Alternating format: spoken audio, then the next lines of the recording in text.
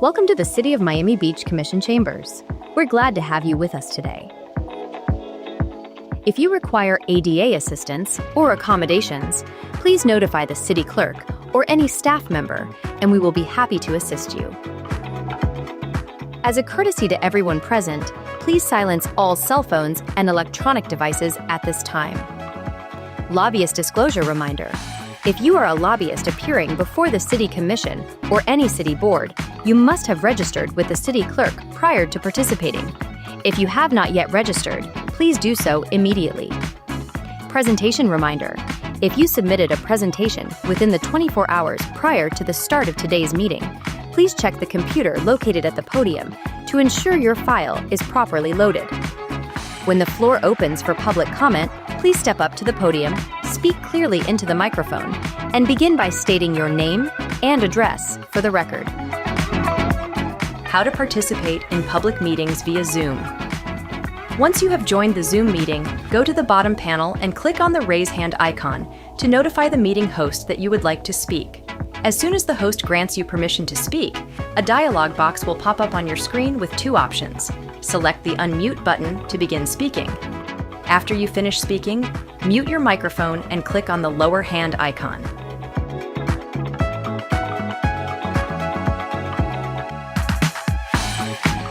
If you are joining Zoom via phone, tap the keypad icon and press star 9 to notify the meeting host that you have raised your hand to speak.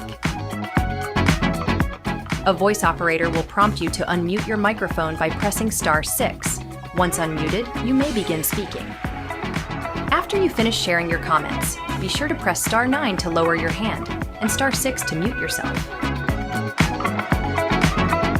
We kindly ask everyone to conduct themselves in a respectful and professional manner throughout today's meeting.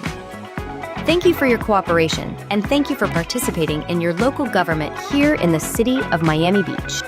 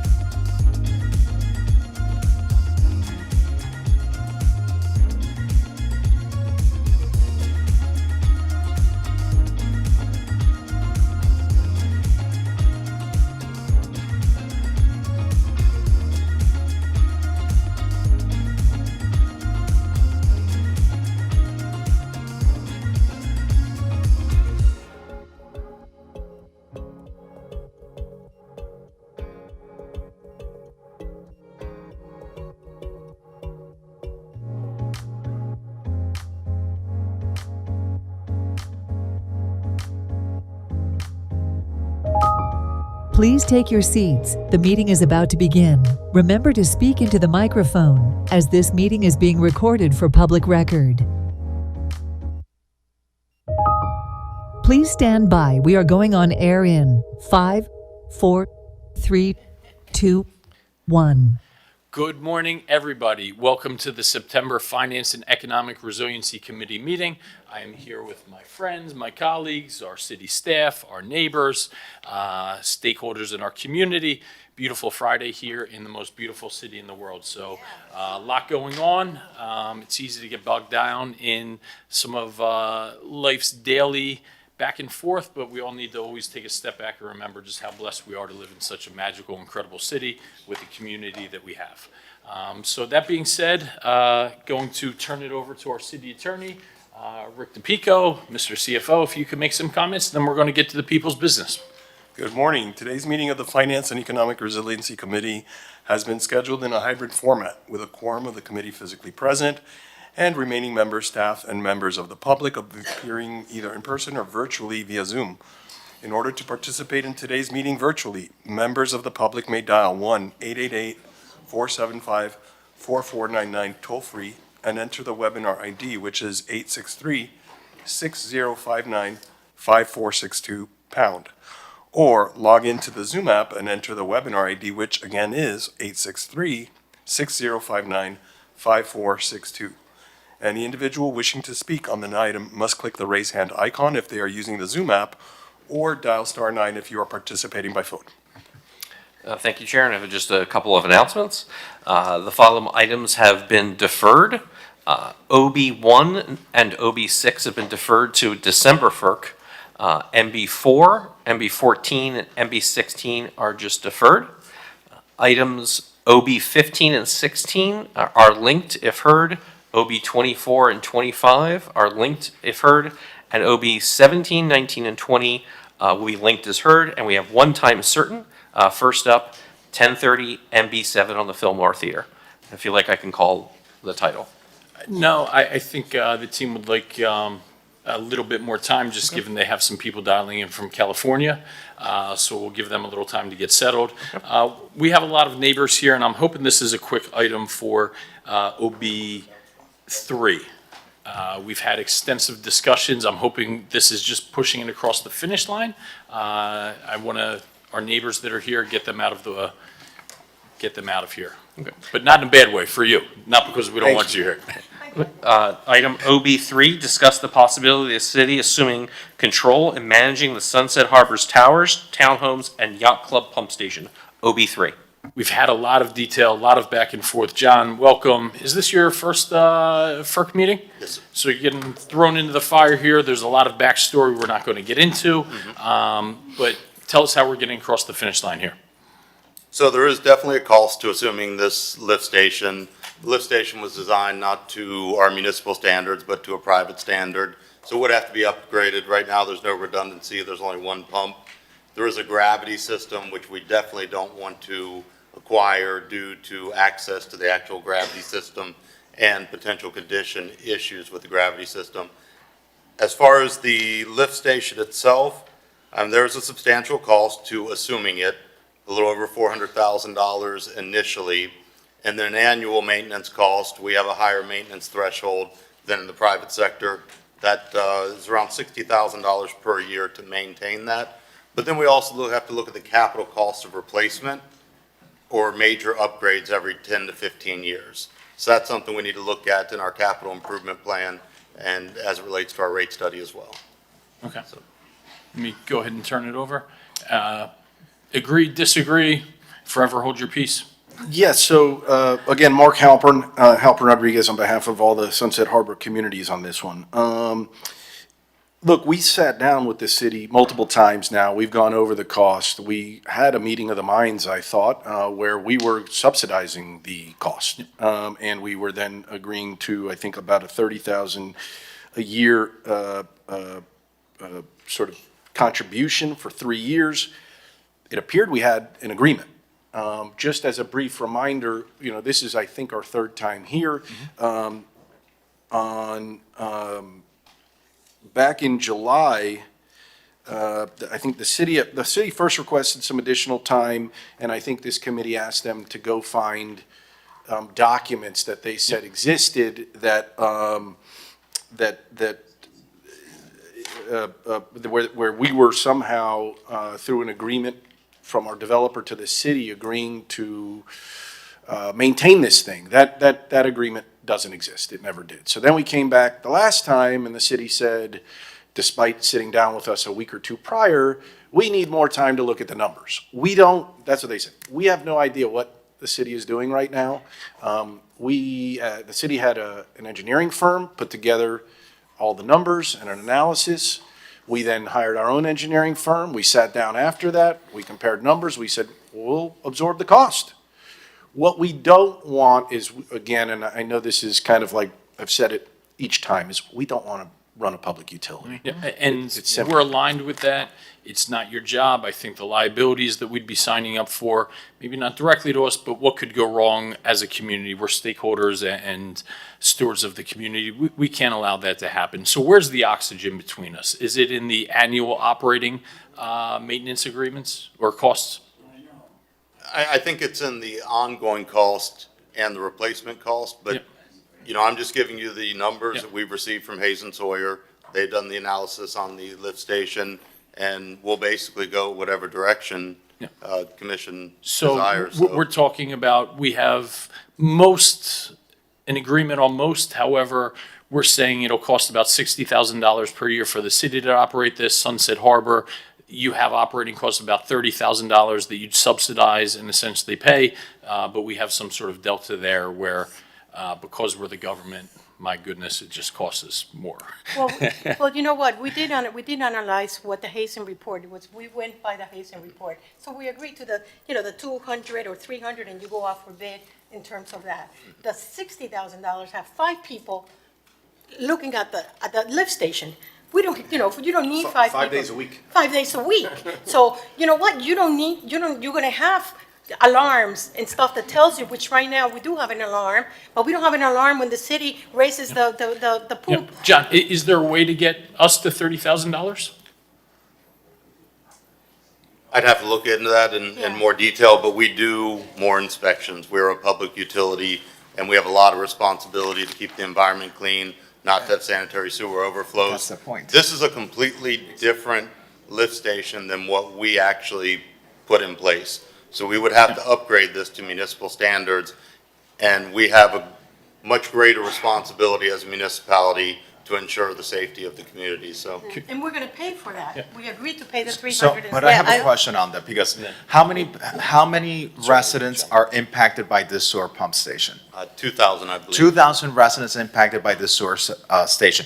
And you're telling me that the city needs to do more inspections because of our responsibility with the environment. Correct. And that's why there's the added cost. That means that right now, the necessary inspections to secure the environment is not being done, because we're asking an entity that shouldn't be managing a public utility to manage a public utility that's not their responsibility. And with everything that we have going on with water quality, I think we need to make sure that the proper investments and the proper inspections are taking place, and that's not the responsibility of a condo association. How much are you paying now on a monthly basis for the maintenance of $150 a month. $150 a month, which is about, I don't know, $1,500 a year? Yeah, and we've been doing this for 15 years. And More than then, 15 and it's gonna years. cost the city, what you're doing for $1,500, it's gonna cost the city $60,000? This is why, That's the estimate that they came. To me, the problem is not them, the problem is us with our costs.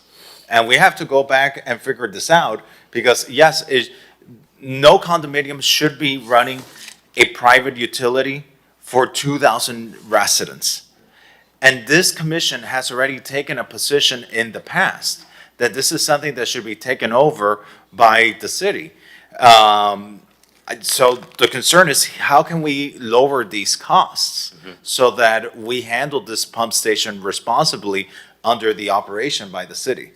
we think $30,000 when our engineer looked at it and when we prayed and we looked at the cost, like this is your detailed cost that is inside of the report. That's how you got to the 60,000. So we said, do you need that many people per per day or per week. It was like a little bit ridiculous. So we said, we will give you 30,000 for 3 years in order to get to the point and you run it smoothly. So this way there's no problem with it. So, we've been doing it for 15, 20 years, Yep. 28 years. So yeah. And it's getting worse and worse as time goes on, as things No, happen. We're afraid that Clearly, we something will want to happen. take it over. We just want to, figure out how we're going to fund this. Commissioner Bott. Yeah, we are all, unlike in years past or in situations past, I think this commission, this administration is more focused on than ever on being fiscally responsible, which is a good thing. I also want to counter the narrative that some of my colleagues, not those on the dais today, but some of my colleagues are putting out there that we are about to go underwater, not poor choice of words, nothing to do with water, but financially underwater, that our budget is, we're moments away from capsizing the ship of state, that we have no reserves, that we have no discretion in how we spend our money, that all of our money needs to be spent on one thing or another. We cannot find ways to do lots of different things. That is a false narrative. And I'm saying this very particularly, not just to the people in this room on this item, but for the many people who are going to refer to these documents later. I am telling you unequivocally, it is a false narrative. Are we being prudent by paying attention to the fact that tourists aren't coming here the way they used to for reasons outside of our control? We are. Are we paying attention to the fact that we have things in our city that aren't attracting residents the way they used to, and we're trying to fix that? We are. Are we taking account that housing costs and traffic and all these things are really complicated and making it hard to be in the city? We are. Is the city about to go bankrupt like Detroit in the 80s? We are not. And for people to be spewing that rhetoric to make points is absurd. And the reason I'm opening up with this preamble is because we are having a spat about a relatively small amount of money. It's not nothing, and I respect that. But the greater cost of not making sure that this pump station works properly, especially because it is literally on the edge of the bay, and we are spending close to $20 million to try to fix the water in Parkview Island, which is toxic at the moment and has been for who knows how long, but at least since 2020. And to say that we are not going to move forward in the most responsible way possible, whether that means that we end up spending a little bit more on the city side or we figure it out, we will make sure that we have the right staffing levels. We will make sure that we have the correct safeguards put into place, that water is treated the best way possible. We will upgrade the pumps. We will figure out how to get it paid, because you know what's going to be more expensive than that? It's trying to clean up the toxic waste in Biscayne Bay the way we are in Parkview Island. So this is not directed at my colleagues here or you guys standing at the dais. This is for the greater conversation, because the narrative is out there and it is, to be polite, a load of nonsense. Yeah. Well, that was a very robust way of saying we're going to move this forward.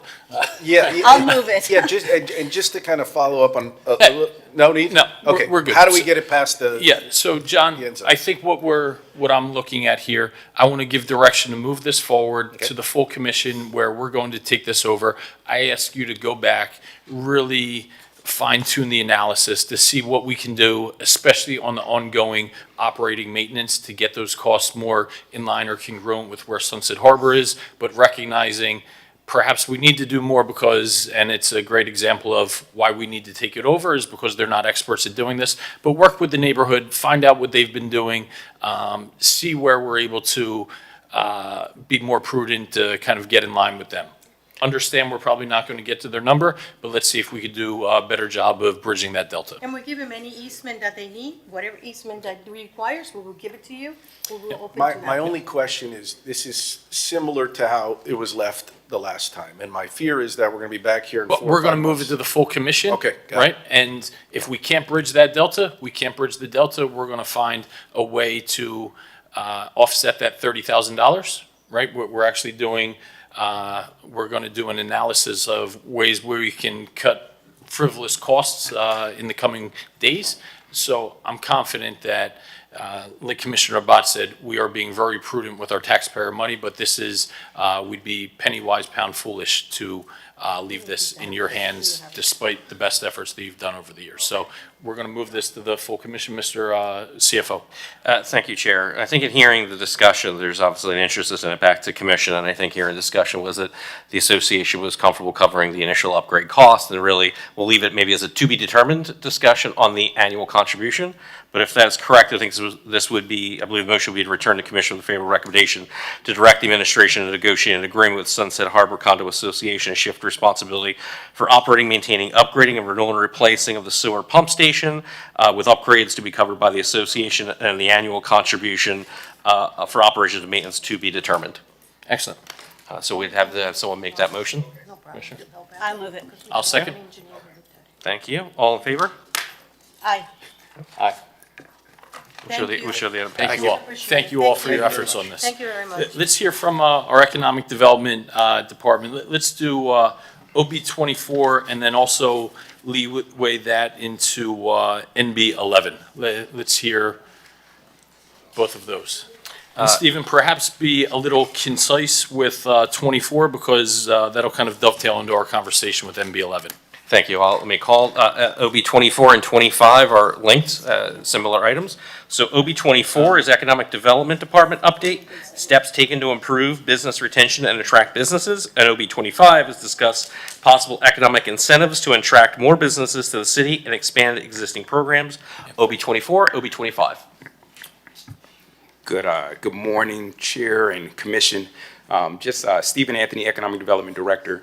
Just really wanted to give a quick update. I know we do this on a quarterly basis. We gave a most recent update for economic development. There's a number of different things. Economic development is always going to stay very focused around, committed to positioning Miami Beach as a hub for innovation, culture, and business. There's a number of different things that we've done here over the most recent fiscal year. That's really focused and honed in on those things. And so you think about the number of, the way that we support our business improvement districts, the way that we continue where we staff as a liaison to the mayor's 41st Street ribbon committee. There are a number of different business support programs that we've continued to advocate for and support. Most recently, 20 applicants received $5,000 grants. Out of 40 applications, and so that was a program that was very successful. A number of businesses received the funding that's needed to help them be able to move forward and thrive in this current environment, and so that was really beneficial. Our commercial lease subsidy program is certainly one of those that is continually doing really well, and there's a number of applications that are coming through there. Of course, the North Beach CRA. Which is certainly under the purview of economic development, and we're continually refining ways in which we can really focus and hone in on the things that are going to move economic development forward. So which is really important. I made sure that we actually made sure to allocate towards more attainable housing, workforce housing, making sure that there's a greater percentage that's allocated towards that, making sure that we also have a greater percentage that's allocated towards small business development. And Stephen, let me ask you a question. I appreciate everything that you've done. Are you getting involved in the rehashing of the permitting process? Because that is an economic development item as well. So I hope that you're working hand in hand with Vince, because you essentially have to serve as somebody that's pushing that forward, because that is, a barrier at times to economic development. So we don't need to get into exactly what you're doing right here today, but I just want to assure that you're actually in line working on this process. And that's a really great point, Chair. And Vince and I actually had a sit-down conversation literally less than a month ago, and actually had an opportunity to talk about some of the work that's happening within building. We also raised the flag, and we did a business concierge and licensing event that just happened last month. You know what, Vince, give me 10 minutes and we're going to actually segue into NB 17 and 18 and we'll follow up on this discussion. So Stephen, why don't we kick into NB 11 and then we'll dovetail that into 17 and 18. Okay. All right. So with the other aspect of what we're looking is the application for Playboy Enterprises. So we are certainly recommending this, as we talked about economic development and how to move business forward, and how to attract the top of the line type of companies into Miami Beach. Specifically, what we've been working on recently is an opportunity, and through your direction, Chair, that foresight that you and the commission put forward months ago, to actually look to and say, how do we attract these types of businesses that can be really global standards for Miami Beach? And so being able to have a tool that allows us to be able to do that and increase the cap on that tool, that happened months ago through this commission back in May. And so that was really helpful. One, it helped a company like Playboy be able to recognize what Miami Beach is doing, how pro-business friendly that we are. There are a number of different things, and since that point, there's actually been a number of applications that have come through, inquiries from a number of different types of companies, healthcare companies, fintech companies, that are actually saying, you know what, Miami Beach looks like the place that we want to locate our business. And so that's really been helpful. And so with Playboy, we're certainly recommending to move this application forward for the Job Creation Incentive Program. And just a quick note in making sure that folks understand that this program is a performance-based program. So folks have to actually provide the jobs that they say they're going to provide, right? And it's an on an annual basis. So they move in, we check and verify everything that following year, and that's what allows for folks to actually receive the incentive award. So I just want to make sure that point is clear, that it's always going to be performance-based for companies, so it's not an automatic incentive that's received. And I appreciate that point, because I think there were some misleading articles out there saying we're just awarding $800,000. That is absolutely not the case. It's on a year-by-year annual basis. Over 4 years, it could be up to that amount. But like you said, it is only if they hit those job hurdles that are clearly mapped out and defined. Several months ago, we passed new legislation in hopes that we could put something forward to attract new businesses, and that worked exactly as it was intended, and even more so.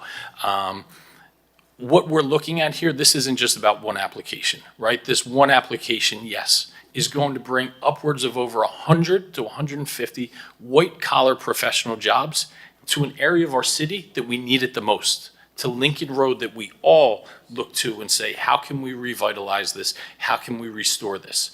What this does, this provides daytime foot traffic that is going to help support the retailers. So just in this payroll alone, equates to where their annual wages are at $175,000, their annual wages. They're not bringing their whole team from LA. They're hiring Miami Beach residents. If you go on LinkedIn right now, their company is advertising in Miami Beach for Miami Beach residents, their chief content officer, for $300,000 to $400,000 per year, right? That is a job that will go to a Miami Beach resident. When we got elected and we ran 2 years ago, Miami Beach was at a crossroads, right? Our city, in many ways, was being overtaken by the anything goes party mentality, and that's why we ran, right? And 2 years ago in March, CNN broadcast from Ocean Drive when 2 people were shot and executed on Ocean Drive. This past March, CNN didn't broadcast. CNBC broadcast in March when we had a finance conference. And now we're figuring out what is filling that vacuum, what is filling that void. And that's creating an economy in Miami Beach for everybody, where everybody could be prosperous. And this solves so many different issues. Now that we're bringing real jobs for real Miami Beach residents to build a real economy, think what that does. Now, not every resident has to drive off Miami Beach to go to work, to make a dignified living. So that's going to help with our traffic, right? That activity, this office space, which is on city-owned land, right? City-owned land, this company's putting $5 million of capital investments into that building as part of this project. It's going to bring 100 people every single day, that are going to walk out on Lincoln Road and the surrounding areas and buy lunch and buy coffee and go to happy hour and Do errands. and do errands. And that is how you attract.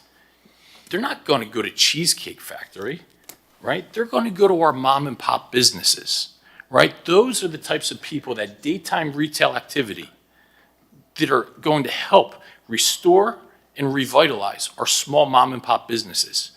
And you hit on a point that I really didn't appreciate, right? I knew this would be a big announcement. I knew there would be, some, oh man, this company. I spoke with our marketing team. The news of this story got over 2.1 billion impressions worldwide. 2.1 billion. It was in the USA Today, on CBS News, on NBC News, and I'll have our marketing team confirm it if she would like, but overwhelmingly all positive. Speaking how Miami Beach is a business-friendly place, that we're open for business, and it wasn't focused on the party mentality or things like that, but about building a real economy. And just since then, I have gotten inquiries. I'm not some commercial broker. I'm not taking fees. People just saw what this did. A venture capital firm. The CEO and founder reached out to me and goes, oh my gosh, I never considered Miami Beach. And guess what? Within the next 2 weeks, they're going to be signing an office either in Sunset Harbor or Lincoln Road to open up a Miami office, a Miami Beach office. The things they're investing in, space, robotics, quantum computing, AI, those are 15 venture capital jobs that used to be reserved for New York City and Silicon Valley. And again, they're not bringing teams. They're building them out here. Just at the end of last week, a high-end medical spa reached out to me and goes, this is incredible what's happening on Lincoln Road. I never considered it. They actually signed a lease this week to open up a high-end medical spa on Lincoln Road. There was an article this week, and the gentleman that's building the Miami office reached out to me from, I don't want to get their name wrong, Nizo, a Canadian tech marketing firm. That goes, he wrote me on Instagram actually, and he goes, congratulations on this deal. That's a generational get that's going to change Miami Beach. We're so happy to now building out our office here in Miami Beach. A Canadian tech and marketing company now coming to Washington Avenue. We are on the cusp of, we laid the groundwork with public safety and revitalizing and arts and culture, and now we're creating an economy where our Miami Beach residents can thrive. So I'm so proud of this because it's not just, I'm not proud of it for me, I'm proud of it for our city, right? It wasn't me, it was our city that has become one of the most attractive places in the world to live, to work, to raise a family, and now to start a business. All right, and that was our missing component. Let me turn it over to my colleagues. I'll turn it over our economic development team, and I think even our city manager may be here just to walk through kind of the process. If I can, I'm sorry, if I can change here, are we closing the OB 24 and 25 and moving on to the 17 item, the Playboy item? Yes, but that'll kind of also leeway into 17 and 18 that we hear after this, NB 17 and 18.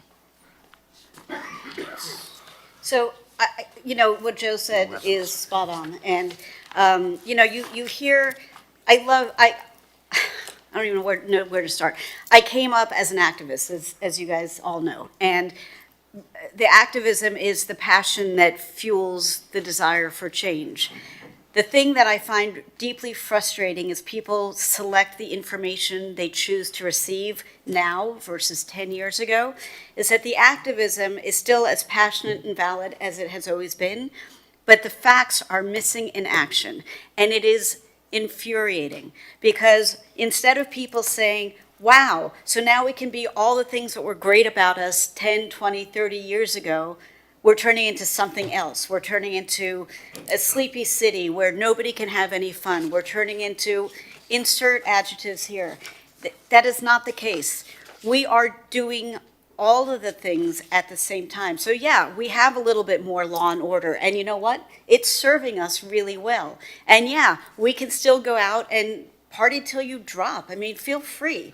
I would encourage you not to drop in the streets. Please try to take a lift home, do not drive. But yeah, that's part of our DNA too. And now the missing piece. We've said for years, we are a hospitality and real estate driven economy, and that is not sustainable. So now we have lifestyle brands, we have medical enterprises, we have tech, we have marketing, we have venture capital. Those are industries that round out our hospitality and round out our real estate industries and help support all the small businesses that are struggling. I mean, how many items have we heard at Commission? We need a subsidy for the months of, June, July, August for this group, and we need some help for this group as we're doing capital improvements. It's difficult being a business here in Miami Beach, but what will make it easier is a more robust, reasonably well-paid or even very well-paid group of people who live here by choice and work here by choice and can get around using micromobility or because they live a few blocks away from where they work. I mean, this notion of a 15-minute city like Sunset Harbor has become, where you can live, work, play, and dine to your heart's content, is what we strive for. And so when I hear people chastising initiatives that are different from what has come before us because they're not sure that's the right look for Miami Beach, I'm like, girl, have you looked at the history of have you looked at the history of Miami Beach? I would propose to those listening that the only wrong look for Miami Beach is when we were a bigoted, racist, anti-Semitic sundown town.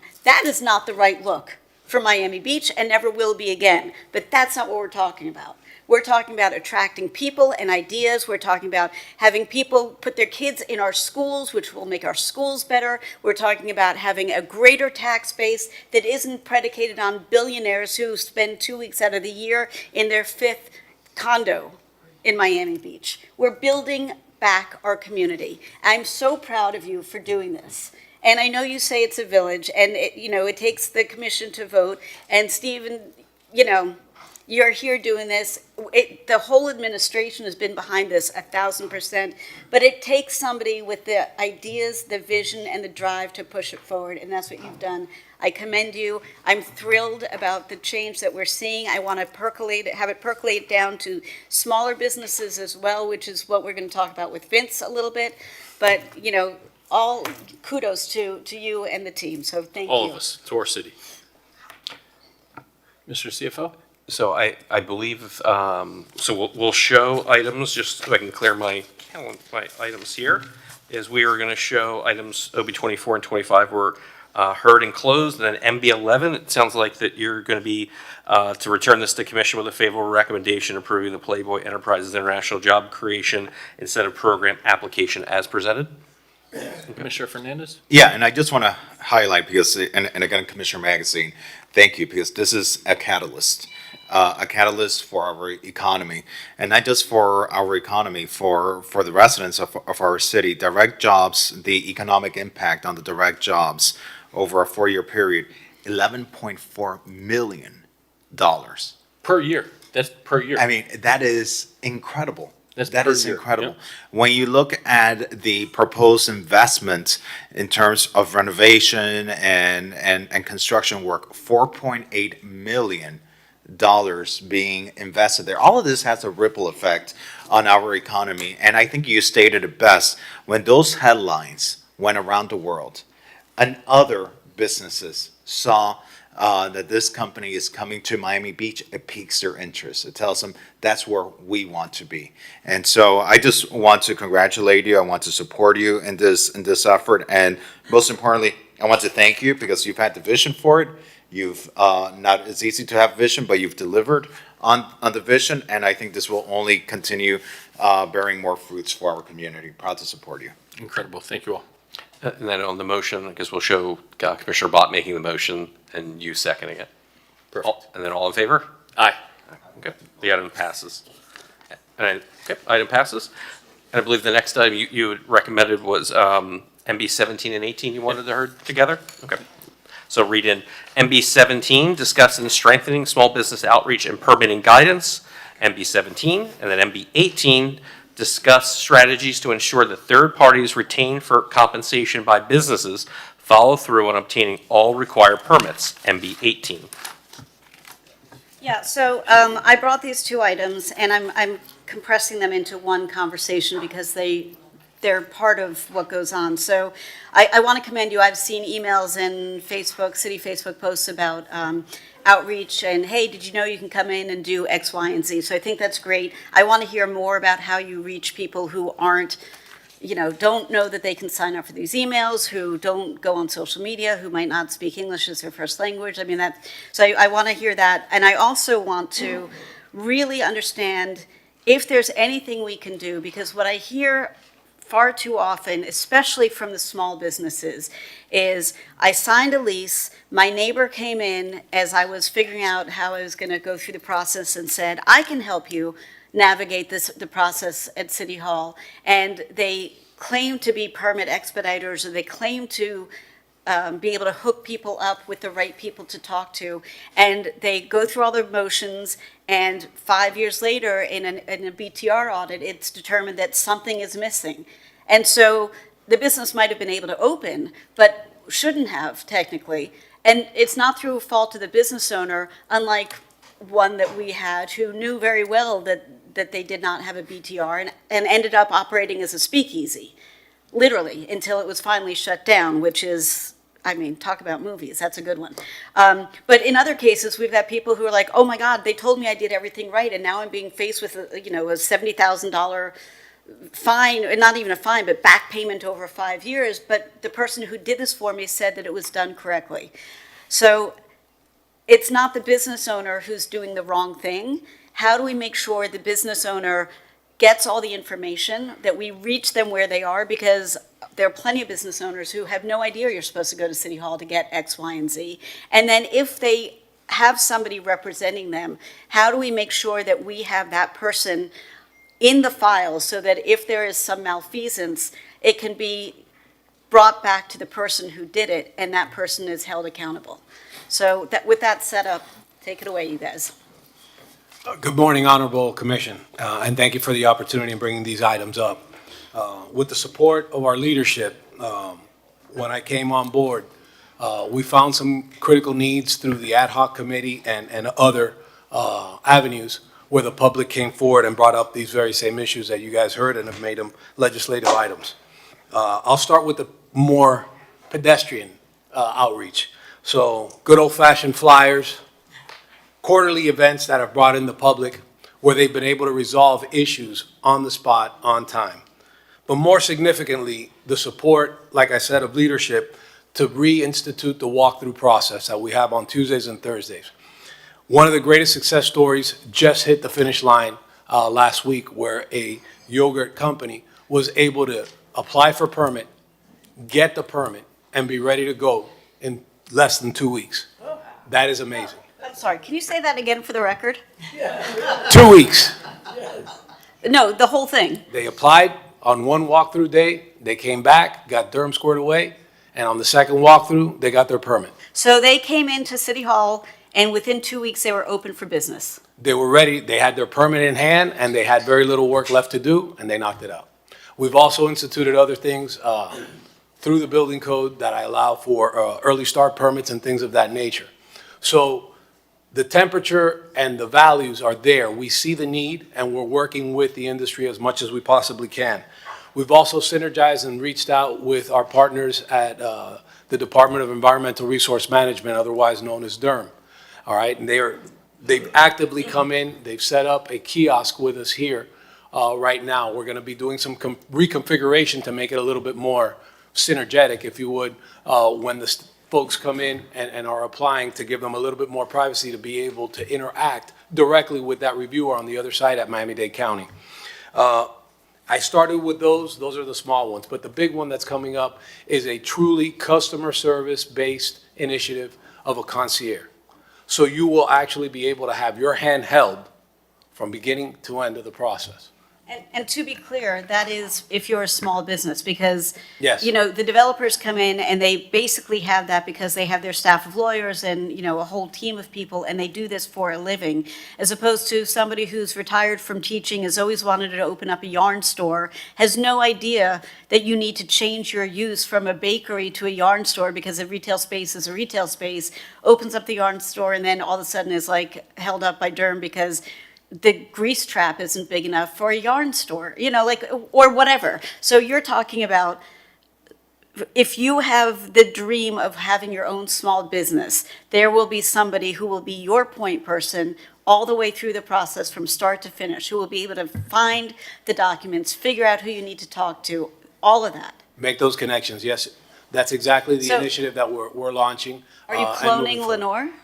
Huh? Are you cloning Lenore Hernandez? Because I mean, We have an entire staff, and what we're doing is we're taking the best and the brightest from that section and repurposing them for this initiative, okay? So that we could get the most bang for our buck, if you would, and get more people across the finish line and have those businesses open, both contributing to the city and the employment and just the forward motion of the entire city and community. so I let just me, want to, and I just want to note that that also is working in conjunction with the business concierge service that economic development has had for a while.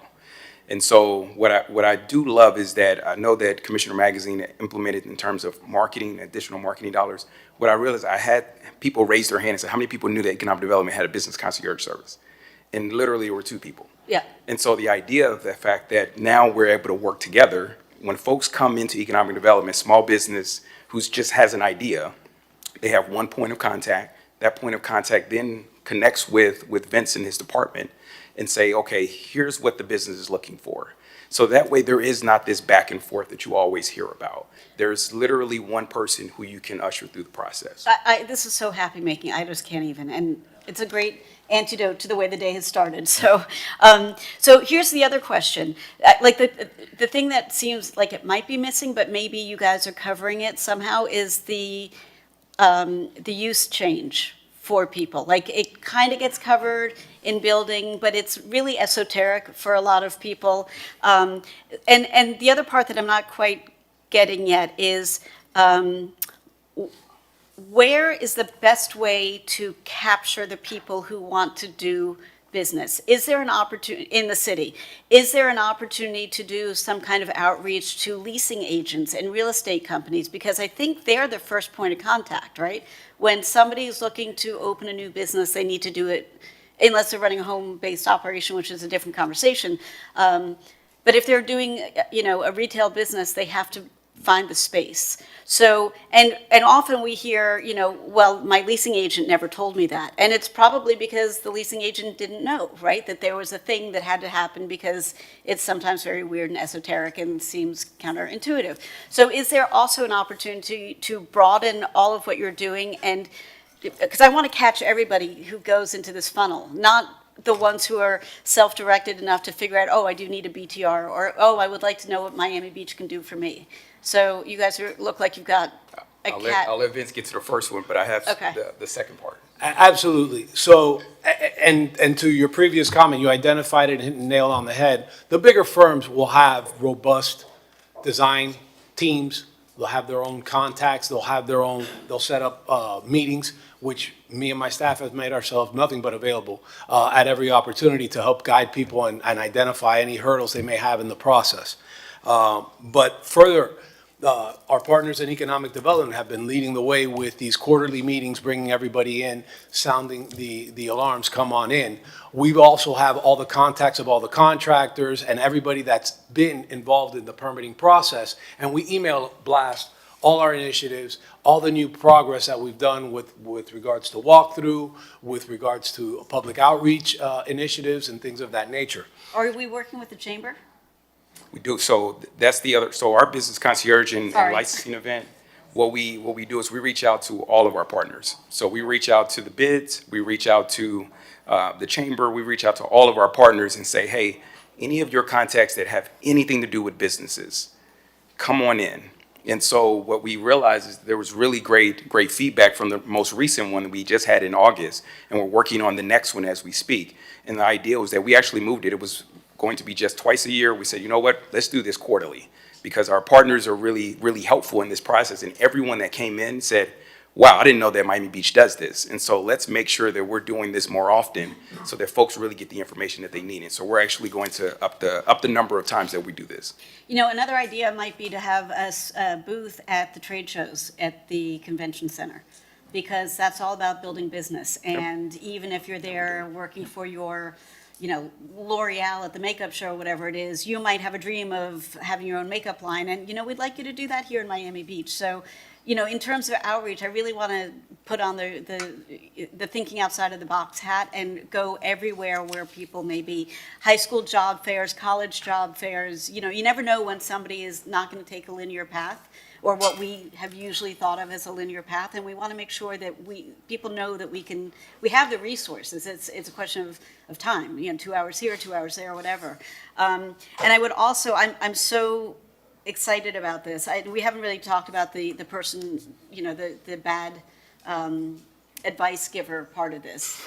But on the positive side, I would like there to be, if you guys would collaborate to write a letter to commission that very robustly in resident-friendly language lays out all the things that are happening, where all the resources are, what the calendar is for the events, so that that can be shared. You know, and we can work with Melissa and her team to get it out into the universe. And then also, you know, because sometimes it's like there's a piece of information about this and then a piece of information about that, but to have almost like a handbook that covers all of it would be really tremendous. So I would love to see that. And to Melissa's credit and her team as well, every article that they put out in the magazine just generates even more. Great. More noise and brings more people back into City Hall, resolving their issues and getting everything resolved legally and correctly. Fantastic.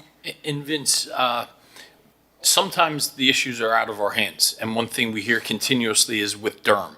There was an update recently at the county as part of their budget hearing. For lack of a better term, in some ways they defanged Durham, or there was a proposal to do so. Tell me about that, and is that a different Durham? Does that have any impact? Most notably, where we hear about it is through the grease trap process, is that correct? So probably the most loud contingent or market is the restaurateurs and people that have the use of grease traps. And I wouldn't say so much defanging, but rather a restructuring, a reorganization is what's happening at the county right now.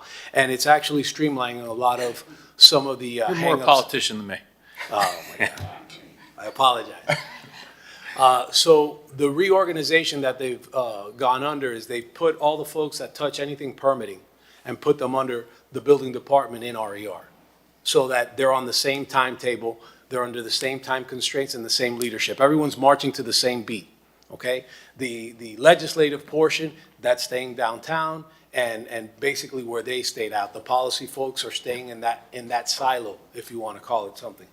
But again, that's been probably the largest push of the football downfield, okay? That's really capitalized and helped businesses gain success even faster. So that'll be a positive for the businesses. Absolutely, this change. without a Okay, doubt. Excellent. That's fantastic, and I think with all it's clear, given all the different commissioners with items, ourselves, Commissioner Fernandez, and also Mayor Minor and Commissioner Dominguez had OB 25, Mr. CFO, maybe if we can include Oh, that. wait, we didn't hear about the bad actors give you bad advice. Sorry. Okay, so on the other side of the coin, right? Yeah. What some people call expediters, runners, what have you, those are folks that unfortunately are unregulated. As a contractor, you have a license issued by the state or the county. As an engineer and architect, again, you have a license that's issued that can have sanctions taken against you, be it in the form of fines, continuing ed, or ultimately revocation of that license. So there is a penalty for failing to comply with your duty, okay? The runner industry is kind of all over the place. There's no license, there's no way to track them. So what we've been looking at is a registration system, all right? So once somebody registers with them, we could finally have some way, number one, to identify exactly who they are, okay? We may be able to even come up with a local form of discipline that could result in either a fine or suspension from representing, okay? It's kind of a gray area because, again, a runner, there's no license, there's no test. So at this point, we're just going, you're a business, you got to register, okay? And then use kind of the Better Business Bureau, you're an A, a B, a C, something of that nature. As an enforcement or regulatory agency, I can't get into that directly because now I'm putting my finger on the scales and I'm supposed to be blind, Right. okay? So So- I treat everyone the same. So, but there's also, in addition to the people who have companies that do this, there are also sort of just the neighbor who's like, oh, I've opened five, I've helped five of your businesses open, I've helped five of your neighboring businesses open up in the community, let me help you as well. So they're not an official, permit expediter. So can we start an internal registration? Yes. Of that, and also when you have the outreach in economic development and in the building department, maybe that is something that you really highlight. Like, be sure, it's fine to use an expediter if you want to, but you might want to check with us. Who's registered? Who you're using, and if they're giving you, tell us what they've told you you need, and we'll let you know if that's everything. Correct, and that's kind of the direction that we're configuring this in. It would be through our contractor registration, except it won't have a license attached, it'll be a business name, right? And one of the things that we could inform the public is if you're gonna use a runner, all right, go ahead and check and see if they're on our registration Okay. system, because somebody that has the fortitude to go ahead and register should be playing in the sunlight, Right. right? Someone that's avoiding the sunlight Or doesn't even know that there's a registration system, that's a problem. tells you about their familiarity with Yeah. the system and the process, Yep. absolutely. Okay, great. Well, listen, I'm excited to read the LTC, not to give you a homework assignment, but I'm giving you a homework assignment. And I think more importantly, our residents and business owners and prospective residents and business owners will be thrilled to have, like a manual almost of, here, here it is, start to finish, here's where you go, and we'll see you at City Hall. So, Absolutely. excellent work, thank you. So if I could summarize, I think where we are on the 17 and 18 combined is a little separate, but we'll show the staff provided an update on the new processes and programs. And then I guess we'll have a return to commission with a favorable recommendation to direct the administration to develop a permit runner registration program and for the administration to disseminate an LTC to be provided on business outreach programs. Does that have to be voted on by the full commission, or can we just move it from here? I think direction always goes up to the commission. does, okay. And since we're sending something to the commission anyway, Okay. it could be combined together. So Great. I think that would be the motion. And again, we'll show Commissioner Bott making motion, seconded by Commissioner Magazine. Could be a theme today. Could be Yeah. a theme today, yes. And I then think that's the officially default. all in favor? Aye. Okay. Well, no, let me, yeah. And so I think we closed out OB 24 as well. Yeah, we showed 24 and 25 discussed. So I don't know if I teed you up for 25, and I want to give you the respect because I know Mayor Minor and Commissioner Dominguez and all of us collectively have really been focused on. I know we touched on this as part of a lot of other issues, but Stephen, if you just wanted to kind of wrap up or summarize OB 25, discuss possible economic incentives to attract more businesses to the city and expand existing programs. Yeah, so, thank you. So the item really spoke to a lot of the programs that we already kind of touched base on. Yep. The programs that are already doing really well. We talked about the Job Creation Incentive Program, talked about the Commercial Lease Subsidy Program. So a number of the programs that are already featured, the Business Concierge Program, so a number of those programs are already featured.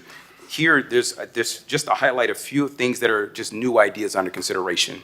Some of the things that I've taken from communities that I've been worked in economic development in the past is what I call a build program or a tax abatement program that actually works in a conduit form. So it is a bond that works as a conduit. So a business will come in and say, hey, I'm going to look to make a $5 million investment within redeveloping or developing some property or moving a business into Miami Beach.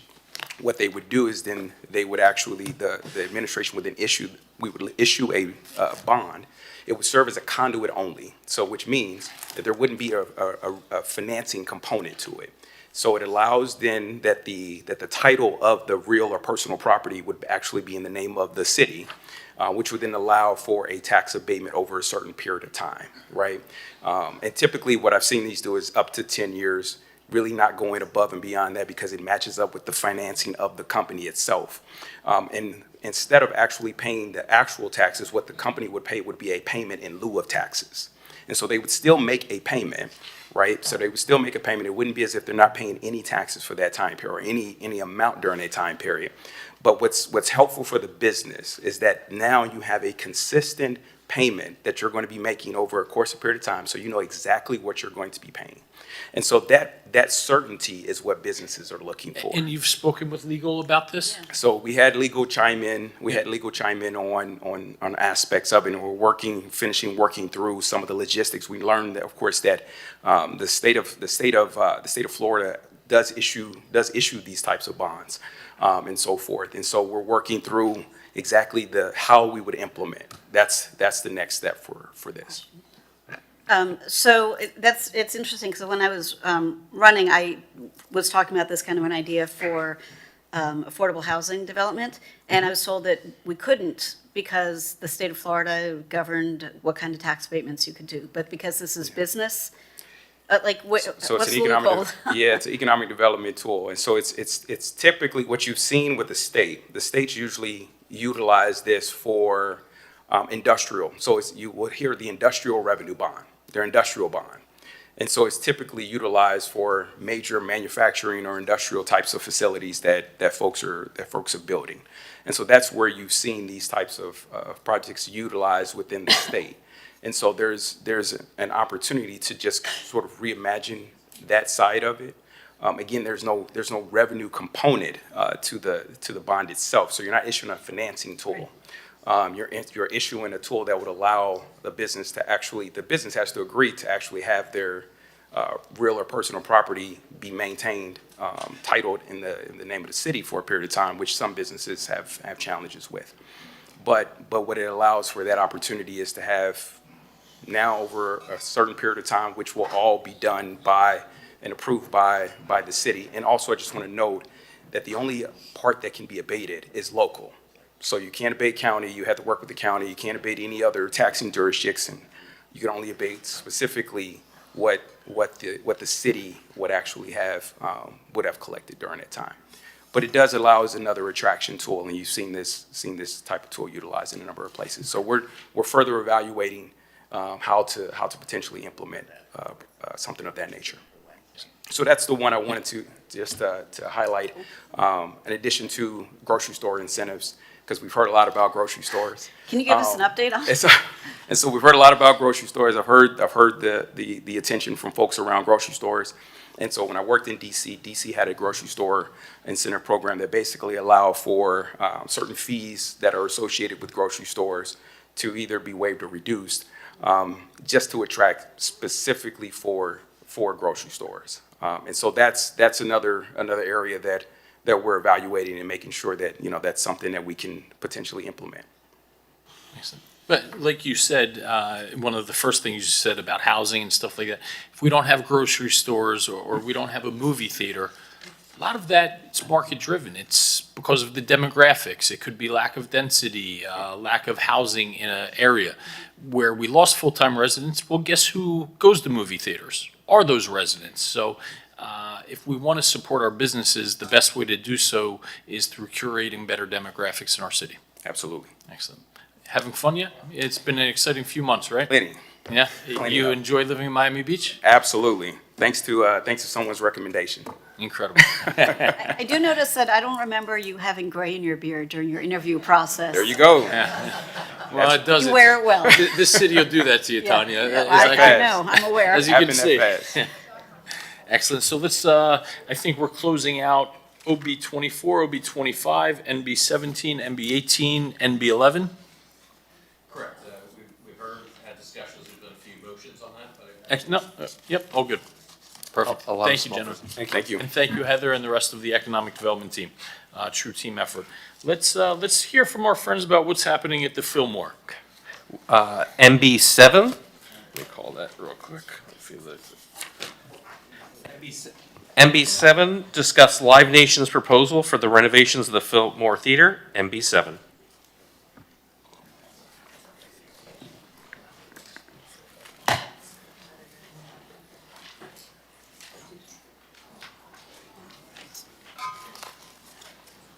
Welcome.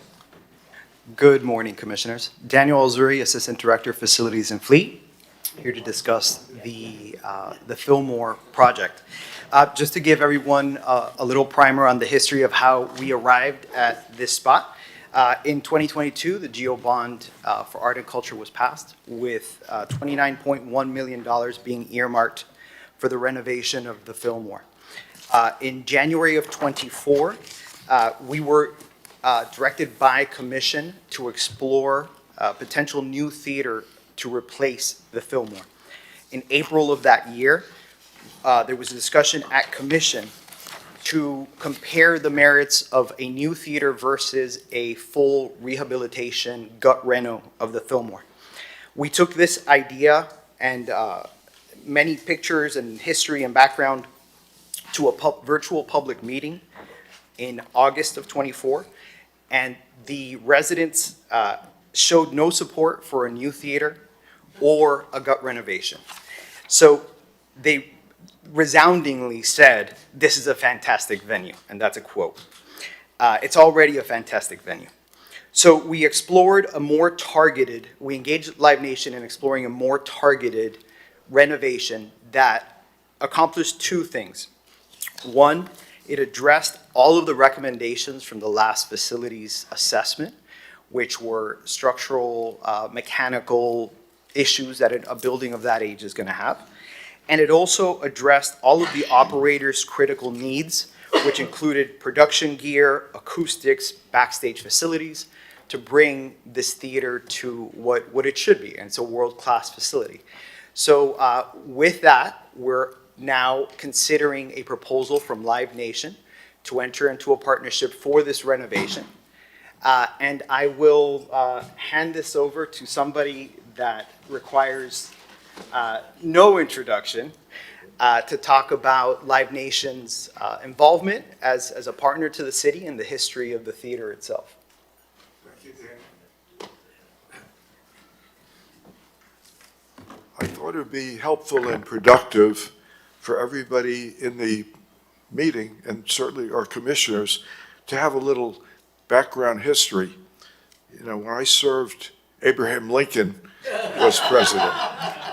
And we actually had the then Miami Beach Auditorium where there was boxing every Tuesday night. And that's what that auditorium did. And Jackie Gleason emanated his national show from the Miami Beach Auditorium. Fast forward, that was in 1950 that began, 75 years ago, believe it or not. And then in 1976, I was part of the commission then that renovated it, and we turned it into the people called it TOPA, which was actually the Theater of Performing Arts, where Baryshnikov and Pavarotti and that whole wonderful group of celebrities and acts took place then. And then about 14, 15 years ago, the city owned and managed that building, decided to outsource it, and through a rigorous bidding project, they awarded Live Nation the opportunity to manage and operate it.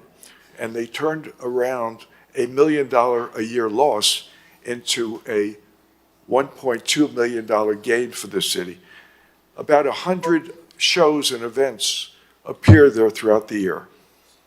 When the bond issue passed about 3 years ago, and I was part of getting it passed, part of the $150 million bond issue was $29 million for the Gleason Fillmore.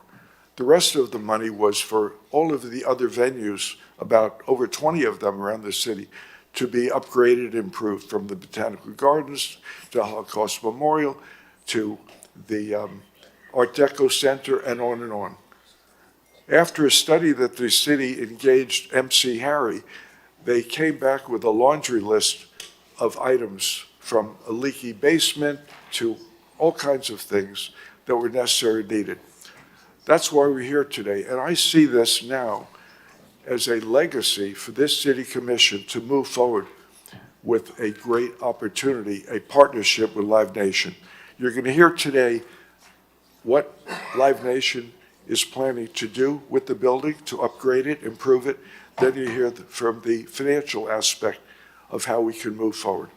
Hopefully this committee will recommend it along with the manager to have the commission, full commission, deal with it and direct the administration, the manager, to work out the details so that we can start construction on this while the hotel's being built. To wait much longer, I think, will be a mistake. Anyway, that's a little bit of the background. Thank you for your few minutes, and Sure. thank you, Daniel. So we have a couple of representatives from Live Nation here today. Nat Burns, who's the general manager of the Fillmore, does a great job operating the venue. We have Trevor Ralph, who's the vice president of operations for Live Nation. And then on the phone, we also have Ben Whedon, the CFO for Live Nations, and John Ahrens, the Senior Vice President of Real Estate. Now, just as you're hearing this presentation, really what we're seeking today is an understanding of some threshold terms that we have come to, which include a pricing of the overall renovation. The pricing came in with a gap in funding of about $5.3 million. Live Nation is willing to cover that and a little bit more in exchange for a new management agreement that would commence at the termination of their current one for duration 9 years, 365 days. So the current one, the last renewal, 5-year renewal, commences January of 2026, would end January of 3031, and the new agreement, which they will be requesting, will begin January 3031 and proceed for 9 years, 364. So with that, I will, sorry. And let me just, if I can just ask, so, Yes, please. so they're seeking a renewal, a 5-year management agreement. That with one an exists OTR with an already. option to renew. But they're seeking a 5-year management agreement effective 2031. They're seeking a 5-year with a 4-year option, with a Right. 364. Right, but it's a 5-year Yes. management agreement and then a 4-year option after the 5-year Yes. management agreement. That is correct.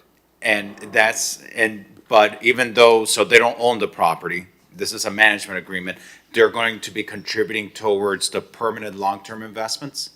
They are going to be contributing, and I don't want to steal their thunder, but 6.5 million, which is 1.2 million over the funding gap, to allow us to do a little bit more work. We were concerned about the campus as a whole, because we're going to have this big, beautiful hotel next door. We want to make sure that we address the exterior of the landscaping and whatnot, so that the campus looks great in its entirety, as opposed to one looking older than the So they're other. going to be contributing $6.5 million towards improvements that we're going to end up owning at the end of the day. Yes, that is correct. Okay, That's thank you. correct. With that, though, PJ, do you have the presentation, the schematics? Yep. All right, thank you very much for your time today. It's great to be back, and it's been a road, but we're excited with this plan. Live I'm Nation sorry, actually just had- introduce yourselves. Oh, I'm sorry, I'm Trevor Ralph, Vice President of Operations for the Southeast for Live Nation. I'm Nat Burns. I'm the general manager of the Fillmore Miami Beach. Nice. Nice to see you all. So Live Nation has an in-house architecture and construction design studio.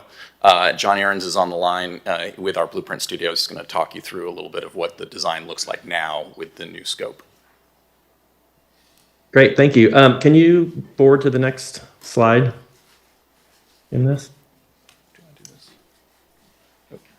Oh, one more back, great. So I'll talk high level of the scope of work. So as was just mentioned, one of the critical pieces of the project that was determined as we were going through the process of kind of determining what our scope of work was going to be was a refresh to the exterior of the building.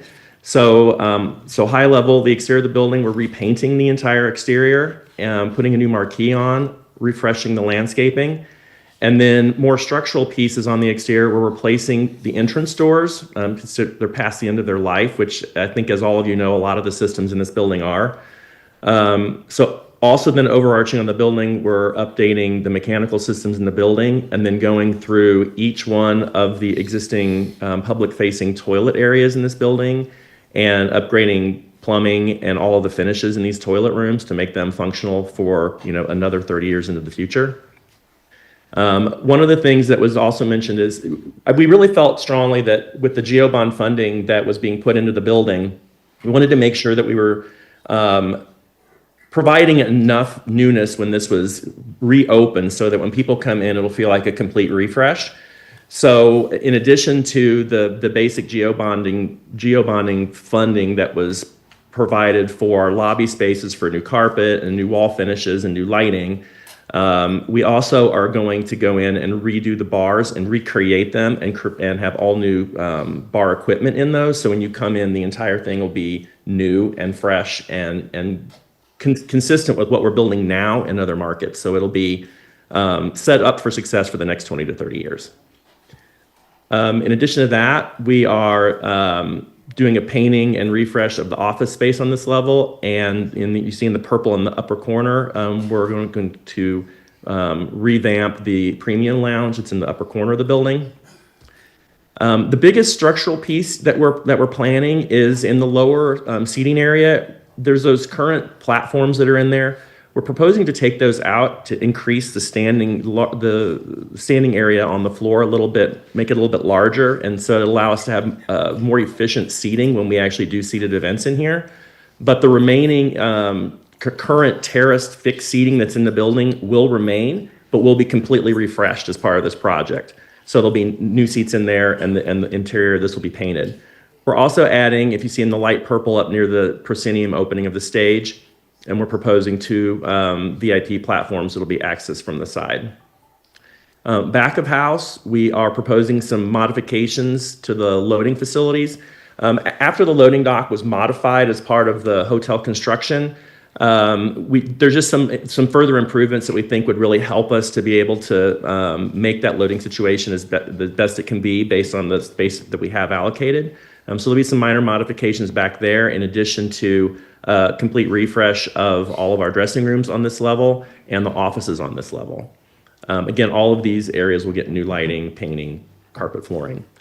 Go ahead and, yeah, thanks. On level 2, again, we're proposing all new finishes in the lobby space, the main lobby front facing on this space, and with the dressing room facilities that are on the back of house here. Also new seating up here in the on the second level. We're proposing to not do any modifications on level 3 because they're just with the delay in the GeoBond project, some of the projects that were originally envisioned when that money was allocated. Now that we've had a lot of cost escalation since that time period, there were a few scopes of work that we just couldn't fit into the funding, and the level 3 modifications was one of those. Can you go to that? I think that's all. Yeah, this is just sharing what I just said. We're refreshing all the seating in this area and the flooring in this portion of the auditorium. Any high-level questions for scope of work here, what we're doing? I'll ask a simple one, then I'll give it to my colleagues for the more detailed ones. And I'm actually going a bit off topic. And how many days per year, or even if you break it into a monthly basis, is the Fillmore activated with programming in the evenings? Yeah, absolutely. So between our promoted events, our touring concerts, our internal rentals, which can be the ballets you see through sometimes here, and special events, we're probably active about 125 to 150 days a year. Okay, Yeah. Incredible. And that tends to be in the evenings from 6 or 7 p.m. I know there's probably one-offs, but in general, 6 to 7 p.m., Thursday, Friday, Saturday, until 10, 11, whenever the shows are over. Yeah, absolutely. So yeah, it tends to be in the evening time, doors around 7, shows typically end around 11 o'clock. We do have those outliers, conferences, children's shows, et cetera, where they might be in the morning or the afternoon, and a handful of shows that might go on a little bit later if it's a comedy act that starts at 9 and goes until 11 or 11:30. So, And where I'm going with this is, and I guess this isn't so much a Live Nation or maybe even Fillmore discussion, maybe I'm saying this to our facilities team, John Ravar, I'm looking at you perhaps. There's a big opportunity because that is just critical space, for our city. It's in the heart of our growing downtown arts and culture area. Are there usages there that could utilize the Fillmore that could serve as like a public benefit? Summer camps, I don't know, if that would be a proper usage, but the usage times would be absolutely mutually exclusive with the times the Fillmore tends to operate. And just use that, we're making such a significant outlay using taxpayer money, even more usages for taxpayers. I'm not hell-bent on it, I'm just posing that out there into the universe. Well, and I'd like to build on that, if I might, before you guys answer. Everybody in the city knows that we're losing our movie theater, and there are lots of very understandable business reasons for that. It's heartbreaking because it's inconceivable that we'd have to go to god-awful Aventura to the mall to go see a movie. Like, it's just unfathomable. So I'm actually wondering, and I know it's a little bit of a different business model, but the facility is there. Would you be able to host, once a week, like a Tuesday night first run movie, or, I don't know how we work the logistics of it, but the facility is what's needed. The cost is already there, right? It's not like we have to find a new place to have a movie theater. We have a theater that's there that is great. Is it going to be sold out? It is not, because it's a large capacity venue. But could we put together, and I'm having the same conversation with all the relevant arts and culture organizations. I've talked to the people at the Bandshell, I've talked to the people at the Wilsonian, but you're also an arts and culture anchor institution, and you're right in the heart of South Beach, and so arguably it makes the most sense for you guys to be able to do it. So is that, without being able to elucidate here and now how that would work, is that something you could commit to seriously investigating and working to bring forward, a weekly movie event barring unforeseen circumstances, or a bi-monthly movie event, twice a month, of first run or close to first run movies that would not make up having an 18-screen first run movie house downtown, but would fill the gap a little bit? Yeah, absolutely. Can we get that on the If you know record, anybody that wants to please? do a film festival, we'd love to talk to them. Commission, because I love how concise that was. Well, Yeah, we absolutely, the space is there, the city owns it. We're happy to have any and all conversations around using the We've done space. movie screenings in the past, and just as a general note in terms of usage of the building, I just want to mention, we partner often with Miami Beach Police Department. They frequently have done trainings at our building. If the building is open, it's available, we don't have a show, we're open to those ideas. Yeah, and just to jump in there, we do actually have a movie series in a couple of our venues in other markets. It's not first run, but it's a summertime series where, every Tuesday night, Wednesday night, we'll have a movie playing. So we've done that in other markets. We can do it here. And then I'd also like to bring up another opportunity, which is, given that, we're not taking up 365 days, are there nonprofits that need meeting space, stuff like that around town where, we would agree to do a deal where, X amount of days a year, nonprofits can use the venue for costs, and, we wouldn't make a profit. So I think there's other usages we can use the venue for around town, and happy to explore those. Yeah, I think that's a really important conversation point that you, Daniel, should really explore to the fullest. I mean, the difference between what is now the Miami Beach Bandshell, but used to be the North Beach Bandshell,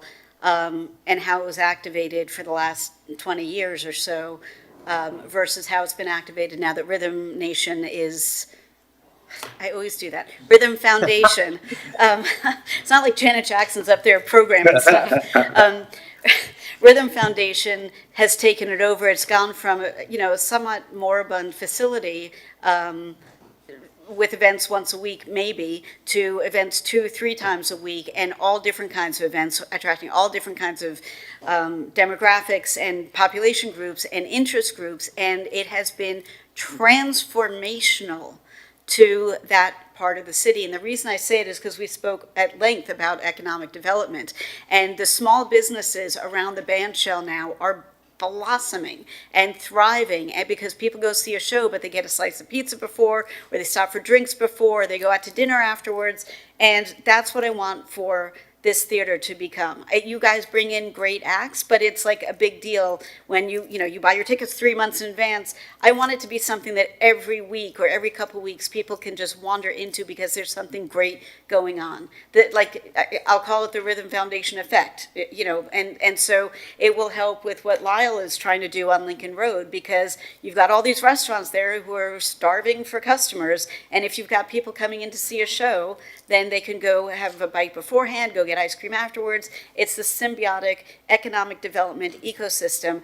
And if you're only using 125 days a year, we've got a lot of room to grow. And I want that to be a big part of the conversation before you come back to the full commission. I do have some other questions. Okay, so thank you for saying yes so easily. When I toured this, it was like a year, 2 years ago when I walked through with you, and Yeah, and you're absolutely. like, It was probably early 2024. yeah, and we're like, boy, we need some work. I remember it really stuck with me because you were talking about how it's hard enough to get acts to come to the very tip of South Florida because it's a major detour. But on top of that, the stage lighting was so old and you couldn't even buy replacement parts, that people would have to hire their own rigging. And so it added to their cost tours, and it was a pain in the ass, and nobody wanted to do it. So is that going to be fixed in this? Yes, I think we can speak for that. Yes, this would include theatrical lighting systems, audio systems, a full theatrical system upgrade. So that's definitely on the priority list, and I appreciate you remembering that. Yes, and so in theory, that will also help engage more than the 125 days a year, because now you can say to all those bands or acts or whatever who said, I'd love to, but I don't have budget to hire a lighting rig, hey, we got one, and also it's renovated and beautiful, and come on down. So absolutely, yeah. To not have to supplement deteriorating lighting rig is going to be a huge plus to any act that comes through here, that they can come in and it's already ready for them, ready to go, and it's beautiful in the room. So, okay, 100%. Perfect. The next question is, you said there's no longer the budget to address level 3 upgrades. So is the level 3 experience going to be significantly deficient from level 1 and 2? John, you still on? I'm on. So, I guess significantly less. It's all relative. Everything from the lobbies on 2 down will have been completely renovated, and the upper will just have what's already there. You're not even going to throw a fresh coat of paint on it? I mean, I'm assuming we could do a fresh coat of paint within the budget that we have. And like maybe deep cleaning the cushions of the seats? Oh, the seats are being replaced. But not on the 3rd floor. It's the exterior, the side lobby spaces are the areas that we're talking about. Okay. Inside the auditorium will be completely refreshed. Okay, that's what I wanted to understand. So is there then a possibility of, again, as we've talked about, this is a very expensive place to live, and there are a lot of people who are interested in the arts and culture who might not be able to pay full freight for, front of the seat house, front of the audience seat. Goodness gracious. But if you could discount the seats on the 3rd floor in a different strata than the 1st and 2nd floor, to perhaps offer a deeper discount for folks who might want to see the band or the show without needing all the bells and whistles that you would get from the 1st and 2nd floors. Yeah, that's typically I think we can look at that. Generally speaking, the 3rd level will be relatively lower priced, but I think we do already have a program in place. I thought Nat, you might be able to speak to, where we do offer at least tickets before they go on sale, or we hold back some tickets for part of the community. continue to look at that as well. I know that the upper tiers are always less expensive, I mean, anywhere you go, but I'm saying, can you please look at that in a way that is even a deeper discount? And also, there is that program, but nobody knows about it, nobody knows how to access it. Can you, as part of this, Melissa, I don't know if you're here, can we have like a major blast out to the universe that when this is open, the facility is open, residents should put on their calendar, whatever it is, the first Tuesday of every month, they can go and, I think you have to go in person, I don't remember exactly. Yeah, absolutely. So every third Tuesday of the month during our box office hours, Miami Beach citizens, specifically students and seniors, they can come in person to the box office and buy tickets to the next month's shows at $10. And we do reserve a section up in the mezzanine at the current moment for those tickets specifically. And it's only for students and seniors? That's the way it's currently written into in that program, yes. So I would encourage you to expand it to everybody, because that is a self-limiting, or look at how you can make that a different, Miami Beach residents across the board. Maybe if you're students and seniors, it's $10, everybody else gets a 15% discount, or fees are waived or whatever. Like, I think we can expand that, and I think that will go a long way as well. We want you to be full all the time, and we want you to expand the number of days that you are hosting major events that aren't, some of these bar mitzvah, not that there's anything wrong with that, but, let's bring this back to what it could be. It's got this incredible name and history behind it, and let's make it, a destination venue. The other question I have is, somebody said something where the design will be consistent with other markets. The interior design will be consistent with the level of what other markets, and I want to make sure it's consistent with the level of what you have going on in other markets, but the design, and I'm sure there will have to be reviews, is very specifically Miami Beach. We have very unique history in this theater, and it should be called out and highlighted, and Baryshnikov and Muhammad Ali and presidential conventions and who knows what else happened there. I'm not the historian, but that should be part of the narrative. When you walk in, people should almost, and I'm not suggesting this, the fire chief will have my head, but nobody should actually stop when they walk in the door, because that's a bad thing. But when they are milling around before the show, they should be like, oh my God, look at that amazing photograph. That happened here, I had no idea. Like, I want it to be this place of delight and respect and discovery, not just for the show they're going to see, but for everything that has happened there before. That's why people don't want it to be torn down, is for that. Sorry, I'll jump in. So 100% we are on board with that. One of the most important things that we can do is operate a historic venue like this one. Because it's so ingrained in the community, and to the point everyone was making earlier, what's wrong with this venue? Why would we replace it? So we understand the value that it has in the community and really want to polish that and bring the history back. And we've done that at a lot of our historic buildings and plan to do that here. What I meant when I was talking about that was that the quality level of what we're doing will be consistent with new venues that we're building throughout the country. So it'll look fresh and new when you come into the space. But it definitely will have a Miami Beach flair to it and tie back into the history. We're all about that. The other piece that I mentioned before that I just want to reiterate is that it's really the functionality that we're looking to improve, specifically with regard to the bars and the F&B in the building. So since this building was done in 2007 and 2008, the state of the art on what we do from a point of sale system to how we interact with our guests on food and beverage has changed dramatically. And we want to make sure that this venue is state of the art in that effect when we reopen. So that's what we've incorporated into the project. And finally, one more thing, I did go back and look at the cost estimate after we just talked about the level 3. We do have new carpet, new paint on level 3. The piece we took out was the new lighting on level 3. Okay, that's better. Nat, when we did the tour, we were in the sub-basement, and with your own paint and posters that you found, you created this great iconic history of not all the shows, but these jaw-dropping, you could make a book of just the posters of acts that have come through the Fillmore. In fact, I would encourage you to do that because it would sell and it would generate revenue that you would then share with the city. But But it would be a great coffee table book because I couldn't believe it. You're like, come on, let's go see the next thing. I'm like, no, but wait, this guy came and this, it's iconic. And so I'm saying, like, even with, bubblegum and baling wire, that history was illuminated in such a great way, but it was in the basement where nobody saw it except for the people who worked there or the bands themselves. So that's the kind of thing that I'm trying to really make sure we get to. And then the last thing, and I promise this is the last thing. Promise. Yes. The roof. The roof. The roof. No, sorry. You promised. It's part of the thing. What is being done with the roof? Anything? Or nothing?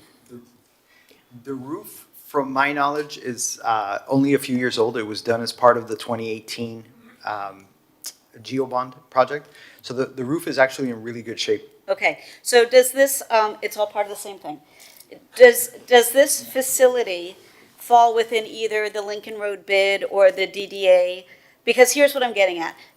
I'm looking at it, the screenshot from above, and I'm sure it's sound and that's great, but it looks like crap. And so now, as roofs generally do, I mean, they're not aesthetically designed, but now you have a bazillion-dollar convention center hotel that's going to be looking down at this facility. You've got other buildings that are coming up, very high rent. What can we do within this budget, or if there's another funding source from either the DDA or from the convention center hotel or the Lincoln Road bid to repaint the roof, and I would argue put a mural on it.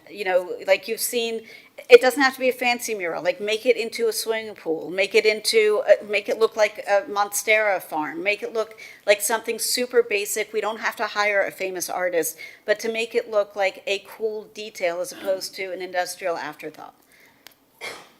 We'll take that into consideration when we're negotiating the full contract. Okay. Yeah, what we can do. Okay. Maybe an Well, LED that yes billboard. didn't come as easy as that. I will personally paint the roof. Commissioner Fernandez, please. Thank you. So since we're looking at the broad business terms, what is going to be the distribution back to the city? So we'll bring Ben Whedon, our CFO, back in here. He was on the screen earlier. Ben, if you want to speak to the terms. Yeah, Ben, what would be the annual distribution back to the city?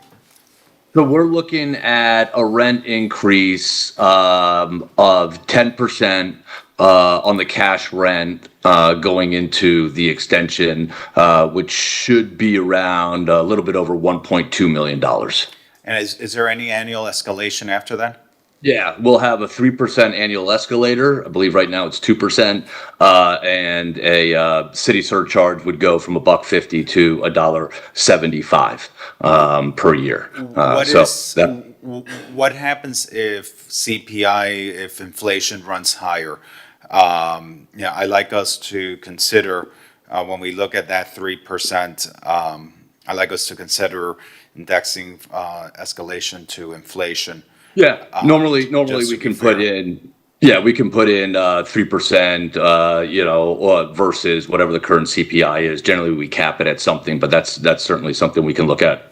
Okay, and so we're going to be getting a per ticket surcharge to the city. Yeah, you already receive $1.50. This would go up by about 25%, go up to about $1.75. Ben, correct me if I'm wrong, the 25% increase takes effect January of 2026, and then another 25 cents in 31. Yeah, this was contemplated for the extension, but happy to look at an increase in the, in the current deal. Okay, is it consistent across tickets of all price ranges, or does the surcharge to the city escalate as ticket prices go up? No, it's been a flat per ticket fee, which is consistent with what we do in other markets as well. Okay. I'd like for us to consider, you may have a base surcharge back to the city, but as certain ticket prices go up, perhaps a better surcharge back to the city. because we are making a significant investment, as are you. But we want to make sure that the terms continue to be in the best interest of the city. Besides that, I like the direction that we're going in. I'm most proud that we are saving this facility. It's something that our residents were very passionate about. There was potential to do many other things, but the potential of saving our history, of saving our character, of saving a facility that is cherished by our residents and our taxpayers who are ultimately the owners of the facility, that's important. And the fact that Live Nation is contributing towards that vision of preserving our history, our artistic facility, is something that I think our community values, and we appreciate it. And I just want to say thank you for that. I appreciate it. And I would just also mention many of my staff are Miami Beach residents, and they are all, as am I, fiercely proud of this building. And we're very excited to bring it up to par and see some improvements there. So thank you. Thank you. So if I can, Chair, I think Commissioner Bott will be making the following recommendation. To return to Commissioner the favorable recommendation of the direct administration to enter into formal negotiations of a formal management agreement with Live Nation under the proposed terms as amended as discussed, because there's some slight tweaks. So if we can make that motion, we'll show you second it. And Rick, the handsome gentleman that spoke first, he didn't give his name, but you got him on the record? I believe I do. I know him well. So we'll show, all in favor? Aye. We'll show the item passed 2-0. Thank you. Excellent. Thank you. Thank you all. Thank you, everybody. I'm very excited for the future ahead and while also honoring our history. So I know you were a big leader in this, Commissioner Fernandez. We were kind of going down both tracks and you really helped bring this back. So It's all teamwork. how about OB 23, the trolley contract? Or you know, Jason, before we get to that, can we do NB1, tranche 2 of GeoBond, then we'll hear the trolley contract? Okay, if I can, we also have facilities with 2 leases. OB8, yeah. Okay, the truck. Sorry. That would be MB1. Good morning. MB1, discuss the issuance of a second tranche of the general obligation bonds. MB1. And incredible timing because I think we have a pretty significant GeoBond project set to launch on Sunday. Commissioner Fernandez, why don't you tell us what's going to happen on Sunday? Oh, Sunday. After decades of waiting, the residents of the city of Miami Beach are finally going to have a beautiful brand new Bayshore Park. I want to really commend our capital improvements department and the GeoBond team for delivering on decades of promise. I had been there during the construction phase. And of course, we were all there when the groundbreaking happened. And those of us who have been here for a long time remember it being the par 3 golf course, then being a site for debris after a hurricane. But when you step foot there, I promise you, Mr. Chairman, you're going to fall in love with this park. It is such a true gem. And I think everyone in this room, everyone in this administration, and everyone in this commission should be incredibly proud of what is being delivered is a park like no other. And I can't wait to see you all there on Sunday. And I'd like to build on that. Thank you for that awesome recap. I also want to commend the advocacy of the Bayshore Homeowners Association. They have been literally fighting in courts for 3+ decades to make this happen. And previous administrations, previous mayors going back were not receptive and had alternate views of what should happen or not happen, and they were relentless in their pursuit of getting what had been promised to them, what had been deeded to them, and what was the right thing for the community adjacent and to the city at large. And it is going to be like our Central Park. It is really incredible, and it would not have happened had not the residents of Bayshore, led by the HOA, President George Esposito, may he rest in peace. I was on that HOA as a neophyte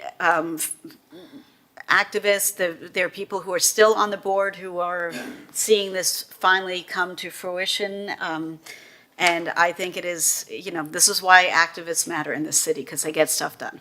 And I think we need to give a special shout out to Barry Miller, to Yeah. Adriana Savino, the park designers, And really. neighbors. And the neighbors, and also Buslam, who have been the contractors, a local company here in Miami Beach that took on this project, has delivered this project on time. And really, when you got there and you walk through that park, you see all the different areas that it has. We have one of the largest banyan trees in the southeastern United States. You walk through that, and it really is, you feel like you're in a completely different park. And you go into each different setting, and it feels like you're in multiple different parks within this area. You have a butterfly garden, you have the Resiliency Lake that's going to handle tremendous amounts of stormwater and surge. You have gym equipments, you have the tennis facilities and the playgrounds. Please, guys, come out on Sunday because our community will be proud of its investment in Bayshore Park. And there's also there's artwork, art in public places. Yes. Which is going to be amazing. Michelle Ocadona grew up on Fairgreen, and, the artwork is inspired by that piece of land. And in addition, the kids from Miami Beach High School advocated for mental health artwork to be incorporated into the pathways. And I'm not sure if that's up yet or that's going to be installed later, but that is also a conversation that is it's going to be installed. And so that, it takes a village. And in this case, it really took the whole community to bring it forward. I'm so excited. So anyhow, now that we've all stolen your thunder. I'm starting to sympathize with former Mayor Matty Bauer about what happens when you hand over the mic. Yeah. Please, go ahead. Good morning, Thais Vieira, GeoBond Program Director. So as you know, the 2018 GeoBond program had 3 separate categories, parks, public safety, and infrastructure. It has 57 projects, 45 have either been completed or are actively underway. The first tranche, in the amount of $152 million, included $28 million for the infrastructure category. Last year, a little over a year ago, in June of 2024, the City Commission approved an initial declaration of intent to issue tranche $2 in the infrastructure category. The amount was $19.8 million, and that was for to continue to advance certain projects that needed additional funding, such as street paving, sidewalks, seawalls, tree planting, and traffic calming. To date, 34% of these tranche 2 funds have already been spent or encumbered. There are additional projects in the infrastructure category that need additional tranche $2 to continue. And so we've reached the point of expanding on that declaration of intent. And we provided a chart as Exhibit 1 to the memorandum, and it includes the list of projects that need the additional funding. These are projects that are either already have tranche 1 funds, are in progress, and will need the additional dollars coming up soon, or projects that are under design or planning phases and will need additional dollars in the near future. So that list, the total that we're recommending right now is an additional $72.2 million. And just as a reminder, with this approval, taxpayers will not be taxed at this time. The debt service millage will not be increased until the actual bonds are issued in the future. With that, I'll open it up to any questions. When would that be? I could answer that question. So the Declaration of Intent to Issue has specific IRS guidelines. There's a couple different dates, but it usually works out to between 18 months and 3 years from the initial expenditure. There's a couple different ways it would work out. So somewhere 18 months to 3 years from when we initially, and when I am authorized to sign the official authorization. And do we have a sense of what the increase will be? No, because it would obviously depend on what the taxable rate is, the taxable value would be at that time. Okay.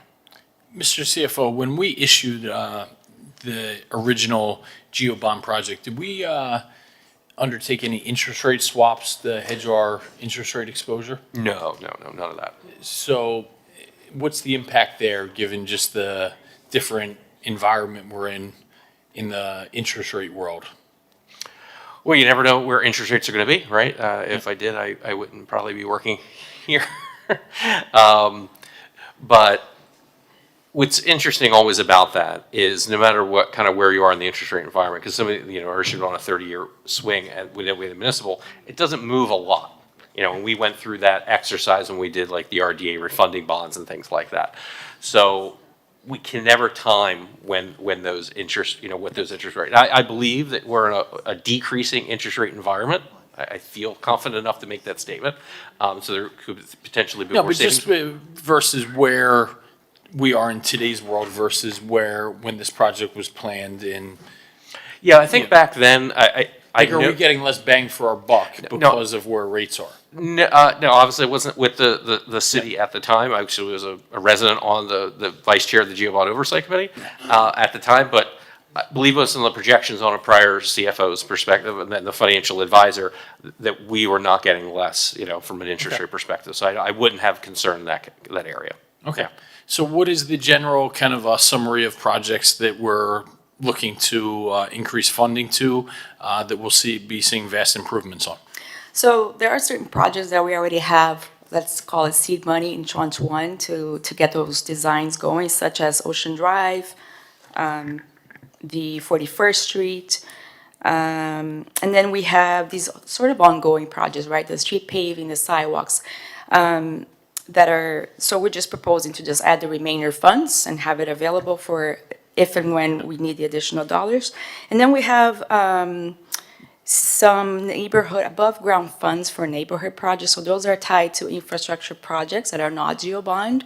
Eventually, the above ground funds will be needed. So we just want to have that flexibility to have the project approved as part of, one of the projects to be issued in the future, so that we have the ability to tap into those funds. Do we have a heat map of sorts about where we've already done road paving, sidewalk repairs, and where we're going next? We do. Public Works Department, they keep track of where all the street paving and sidewalks have been done so far. We can certainly share that in LTC. Could you? Yes. Yes. Excellent. Okay, so really what you're just looking for now is an authorization from us to release some of these funds. Right, it just gives us basically the ability to borrow against ourselves. I officially signed this document, and then the commission, once they authorize this, when we actually go to issue the bonds, which may be at a different amount, it may not be all of these dollars are needed when I go to issue in 18 months or 3 years.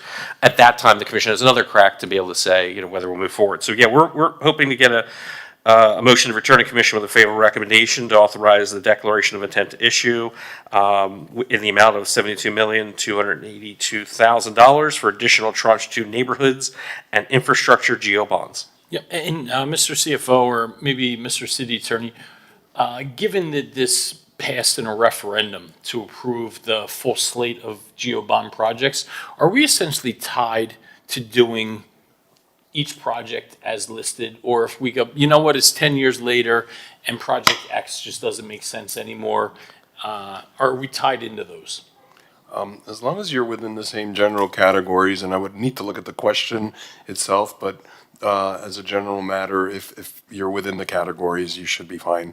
And Thais is looking at me like she may want to say something. I think what I would get to more is if there was a specific project in the program that the commission didn't want to do, I don't think that they are tied to have to do that project.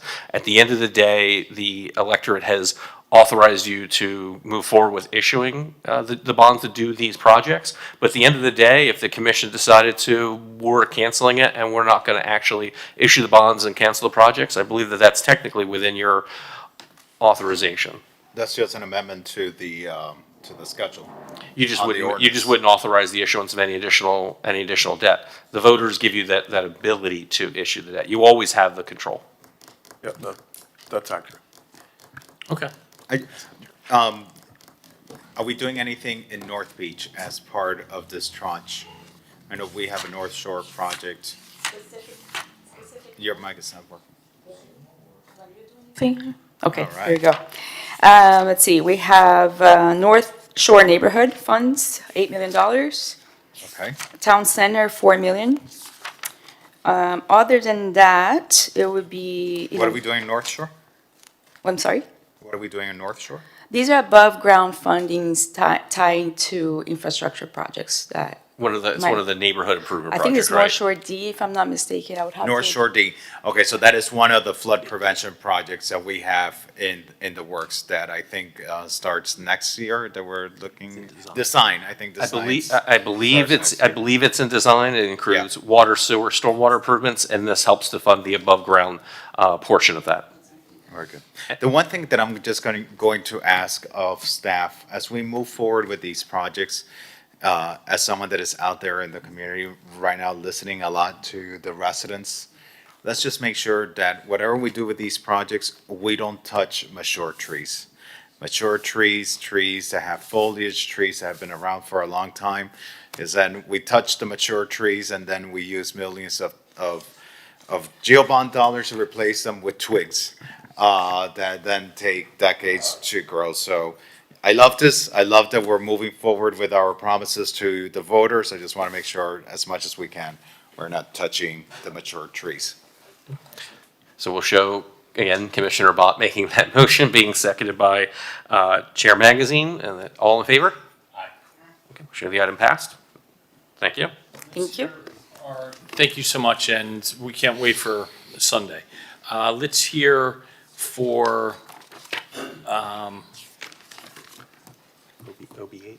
how about, we have the two quick leases, right? The city yes, leases. if I can. And then we're going to, and Jose, then we're going to hear transportation. I have a hard stop at like 1:10, so let's hear the two quick leases, and we'll probably wrap up with transportation. I don't know if there will be time for another quick item or two after that. There'll be a quick parking one, if possible. My understanding is parking will be quick, but let's get, if we can. Are there any residents here for something specific? No? Okay, I always want to be sure that we accommodate that where we can. So let's hear the two leases, let's wrap that up very quickly, and then we'll hear the transportation. Okay. OB8, discuss a proposed new lease agreement between the City of Miami Beach, a Florida Municipal Corporation landlord, and Little Havana Activities and Nutrition Centers of Miami-Dade County Incorporated tenant, waiving by 5/7 vote the formal competitive bidding requirements as set forth in Section 82-39 of the Miami Beach City Code, finding such waiver to be in the best interest of the city for the use of approximately 2,690 square foot of ground floor city-owned property and adjacent playground area of having approximately 7,646 square feet located at 8336 6th Street, Miami Beach, Florida, for a term of 5 years and one renewal term for 5 years and 364 days at the city manager's sole discretion, and further authorizing the city manager to finalize and execute the lease agreement, OB8. Thank you. I move the item. Thank you. Good morning, Commissioners. That could be quite a bit. So we have the item moved. Tell me high-level terms. This would be a 5-year lease with one option at the city's discretion for 4 years, 364 days. The financial terms is $1.20 a year, but they do pay all operating expenses. Currently, it's $1,900 a month, and those are basically common area maintenance expenses that are reconciled on a yearly basis as needed. And what are the termination clauses in there? The city does have a termination clause for convenience. I believe it's 90-day termination clause. I'll double check. Let's move this forward. Okay. So we'll have that second. So all in favor? Aye. All right, we'll show the item passed. The next item, I believe though they were linked, I think we'll de-link, I assume, OB15, and we'll just do the OB16, the lease part. So OB16, a discussion to consider a proposed new management agreement between the City of Miami Beach and the Miami Design Preservation League Incorporated, MDPL, for the use of the property located at 1001 Ocean Drive, the premises, for a term of 3 years and with one mutual renewal option of 3 years, and further to approve a 6-month extension of the current agreement with MDPL and direct staff to negotiate a new management agreement with MDPL for continued programming and operation of the Miami Beach Oceanfront Auditorium, waiving by 5/7 vote the competitive bidding requirements as set forth in Section 8239 of the Miami Beach City Code, finding such waiver to be in the best interest of the city, or if in the best interest of the city, to issue a formal request for proposals, RFP, OB16.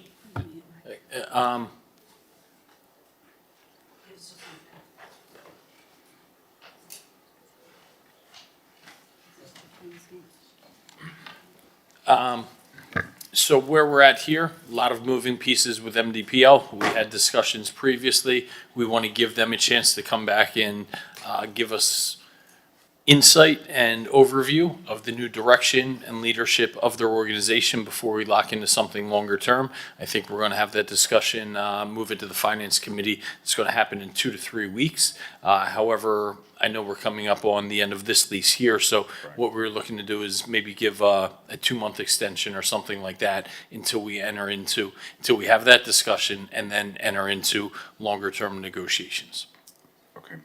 Commissioner, if I may, thank you very much. We were going to request a 6-month extension just because the lease is expiring December 31st of this year, and whether we go into a new lease with the existing operator or a procurement process, it will take us some time to get that accomplished. So in order not to come back to ask for a second extension, I'd like to just ask for 1 6-month. So that's with a 30-day termination right? Yep, that's better than a 3-month extension. I know it, makes your life easier, but it's not necessarily what my ultimate objective is. Could we get this with a 3-month extension, or do you need 6? If it goes to procurement, we will need the 6 because it will take procurement several months to just put their process together. So McKenna, from what I'm hearing, perhaps as the item goes up and gets retained, and so the only item that we return to Commission with favorable recommendation is for a 6-month extension, and then the item would be retained to be heard for the longer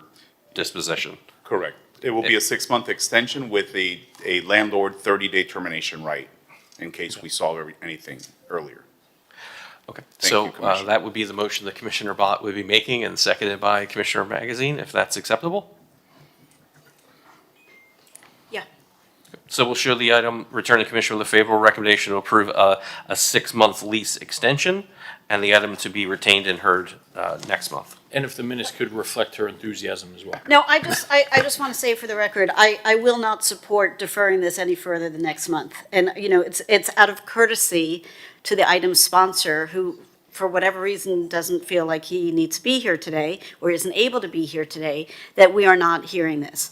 But there are a lot of people who are working very hard, and this is keeping them on pins and needles about their future. And I, for one, will not support anything that does not get this item heard in its full extent within the next 3 weeks, whenever the next FERC meeting is, which is a couple of weeks from now. I just want to make that very, very clear. This is out of deference to what is supposed to be the correct process that you defer to the sponsor, although we hear items all the time when the sponsors aren't here to present. So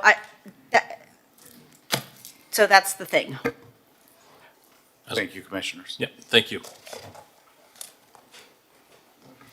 I think we have I think the two ones are trolley and parking that we'd like to get heard today.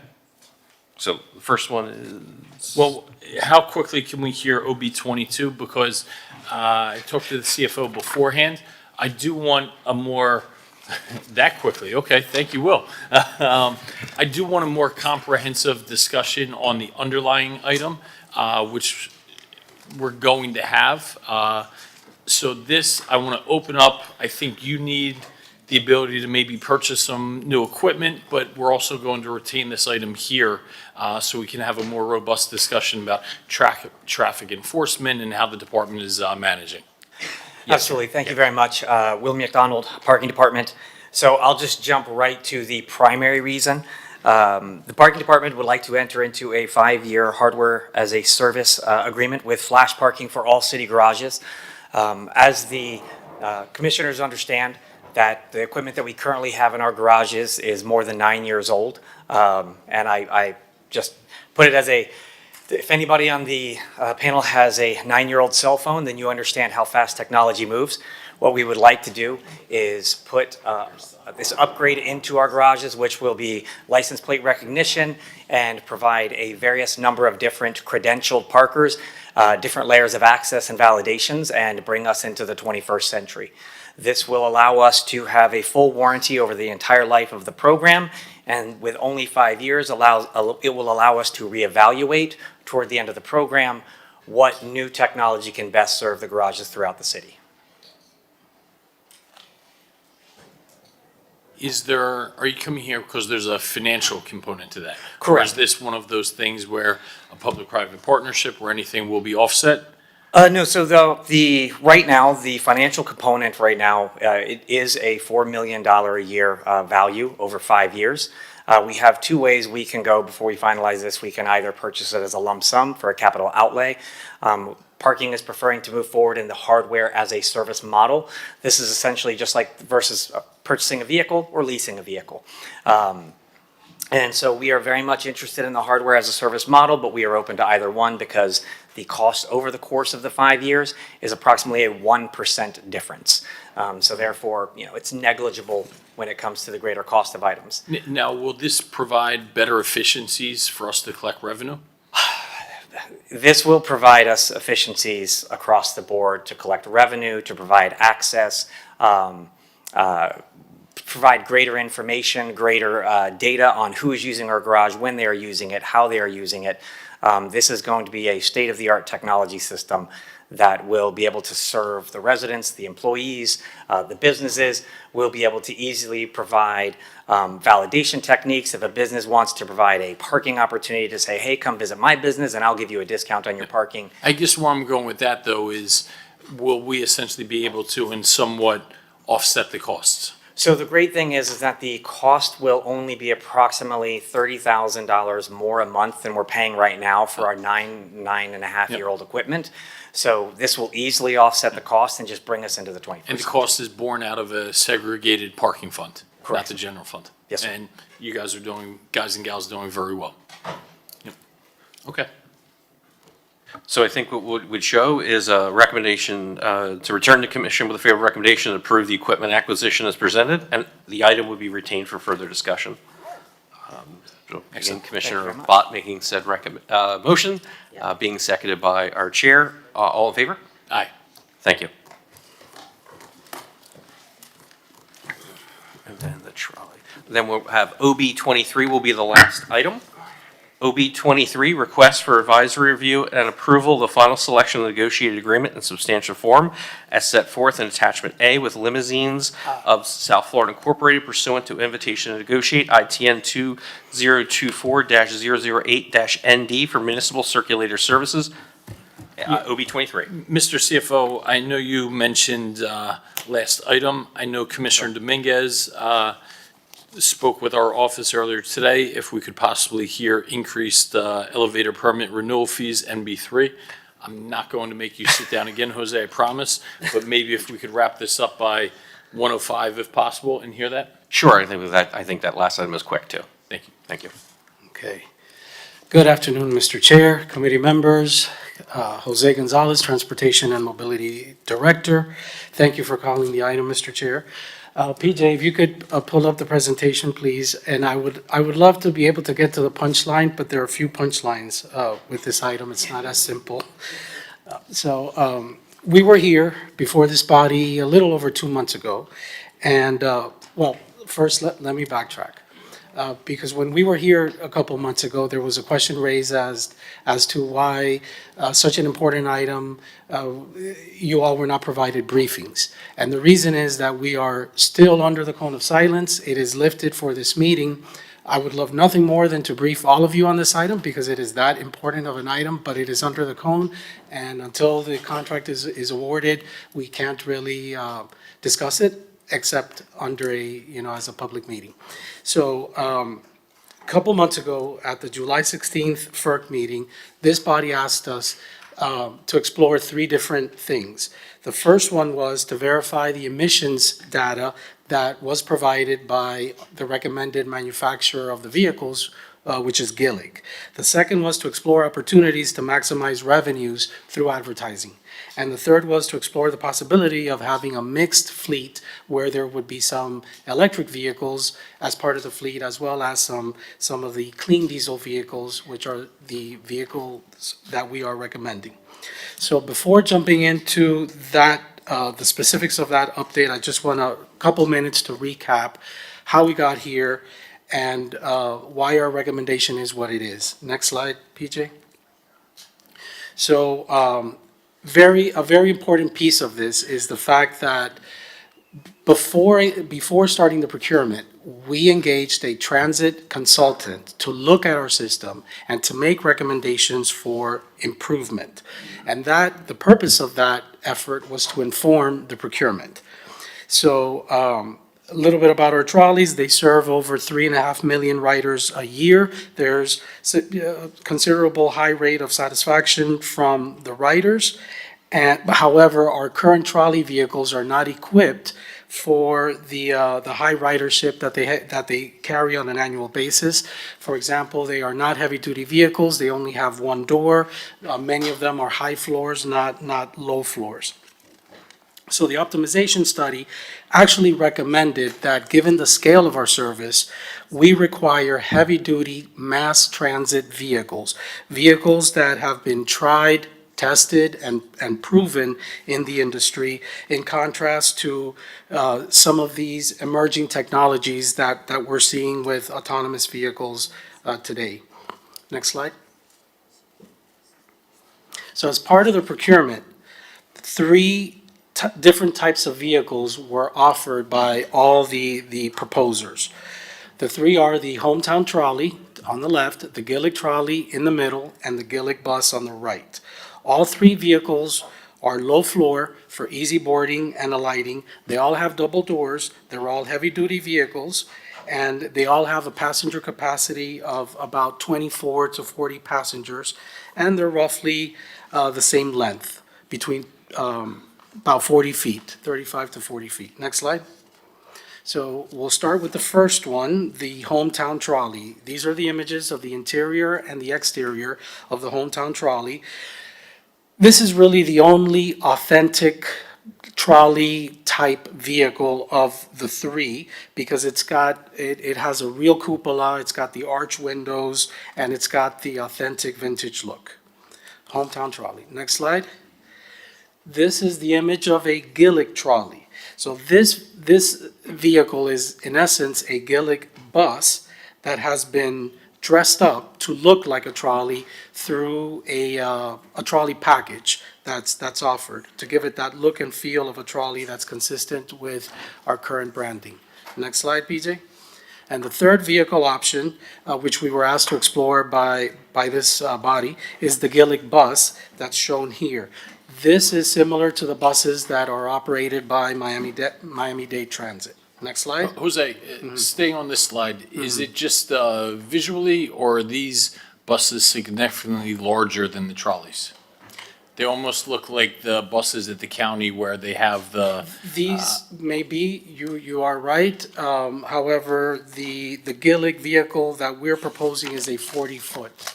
So I'm not sure if it's the angle of the picture, or if these are actually, they do look longer than 40 feet, but ours would be 40 feet long, which is roughly the size of our South Beach trolley, for example. Okay. So it won't be any larger than that. Okay. But the next slide. Gillig, from what I saw on one of the previous slides, this has the same amount of capacity as the ones that look like a trolley.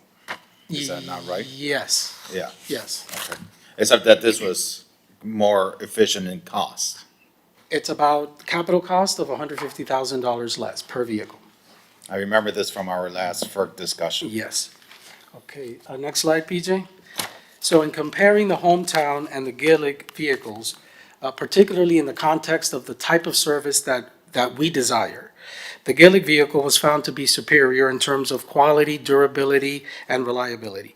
Gillig, as a company, has over 130 years of experience in the bus transportation industry in this country. It's U.S. Made in the USA, if you will. Their buses have a proven platform, robust and reliable for heavy daily use, and they have a longer lifespan of over 10 years. Next slide. So one of the things that this body recommended was to look at the emissions data for the different types of vehicles. Initially, we were looking at CNG, electric, hybrid, as well as diesel. So we worked with the Environment and Sustainability Department to review the emissions data that was provided by Gillig. And the Environment and Sustainability Department, and I believe Amy is here today, concluded that while fully electric we know fully electric vehicles are, or provide the greatest reductions in greenhouse gas emissions and other pollutants. However, when compared with the hybrid and the CNG, the benefits are modest. They're not significant. And we'll get into some of the challenges with the electric vehicles. But from an emissions standpoint, the advantages were not there as compared to the clean diesel. Next slide. So this body also recommended that we explore opportunities to increase advertising revenues. The city currently has a contract with Outfront Media to advertise on the exteriors of our trolleys. That contract currently generates about $180,000 a year to the city. There is currently a revenue split, which is 52.5% city, 47.5% Outfront. So Is that 182,000 in total or per trolley? that's in total.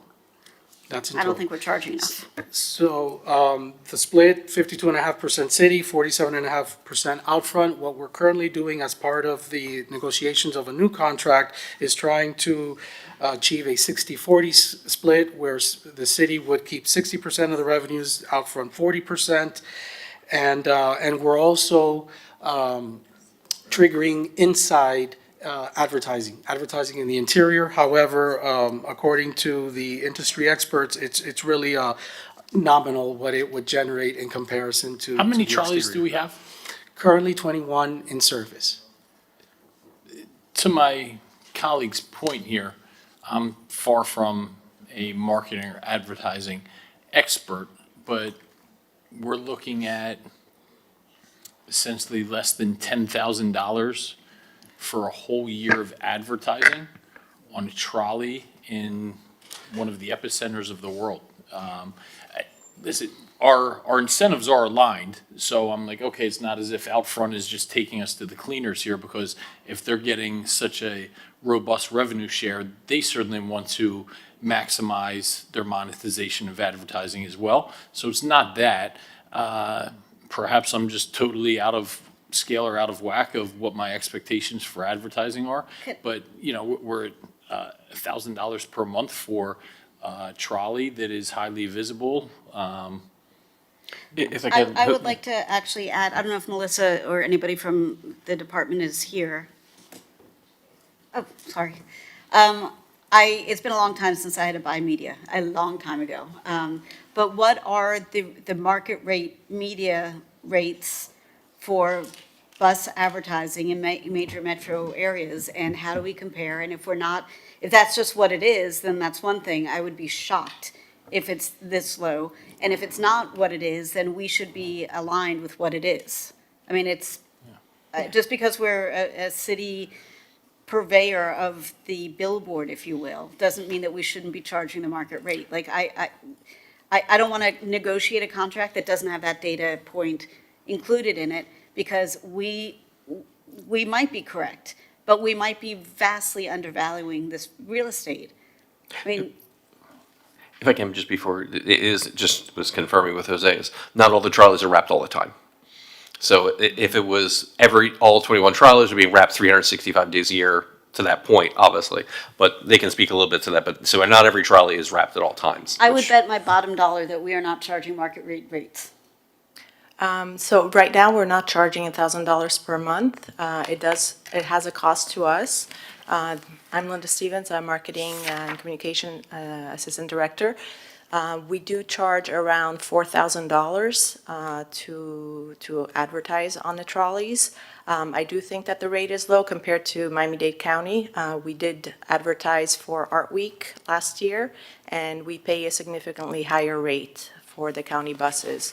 So I don't have the number right now, but we can look into it. And that's fine, nobody was expecting you to. So I want, before this contract is concluded, and I don't know how you deal with the cone of silence issues, but I want us to not only look at what Miami-Dade County charges, because they might be undercharging too. I want to know what Boston, New York, LA, Chicago get for their municipal buses. and how they structure their contracts. Is it, all the buses are wrapped all the time? Is it, if you have an advertising, an ad up for the year, you get a discount rate? Like, I want to emulate best practices, because if in the ideal world, we wouldn't need revenues, we wouldn't have to have advertising on the buses. We do need revenues, we do have advertising on the buses, we're not going to roll that back. So if we are subjecting our residents to moving billboards, which is what these are, then let us at least recoup the value. And $1,000 a month or whatever it is absurd. It's not worth it. I'm sorry, it wouldn't cover our costs, so I would say it has to be more than $1,000. Okay, so this is a huge gap and Jose, this is not a slam against you. This is not your thing. This is not your expertise, and you probably wouldn't think about it this way, but it is an opportunity for us to recoup dollars. Let's get the marketing team involved. Let's find out what the right numbers should be, and let's negotiate accordingly, please.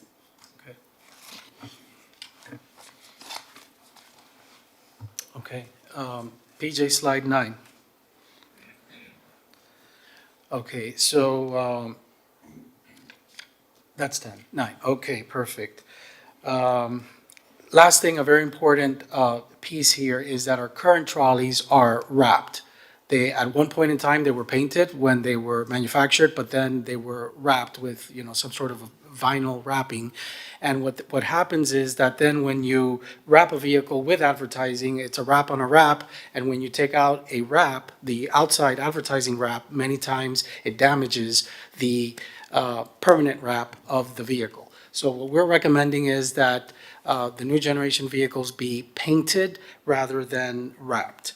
The only caveat is that a newly painted vehicle requires a cure period of 6 months. No advertising can go on it for the first 6 months. Next slide, PJ.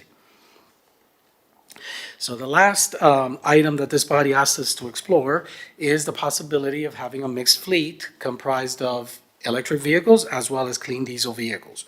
So while electric vehicles provide the greatest environmental benefit, there are some real operational limitations and financial considerations associated with purchasing and operating electric vehicles as part of a mass transit fleet.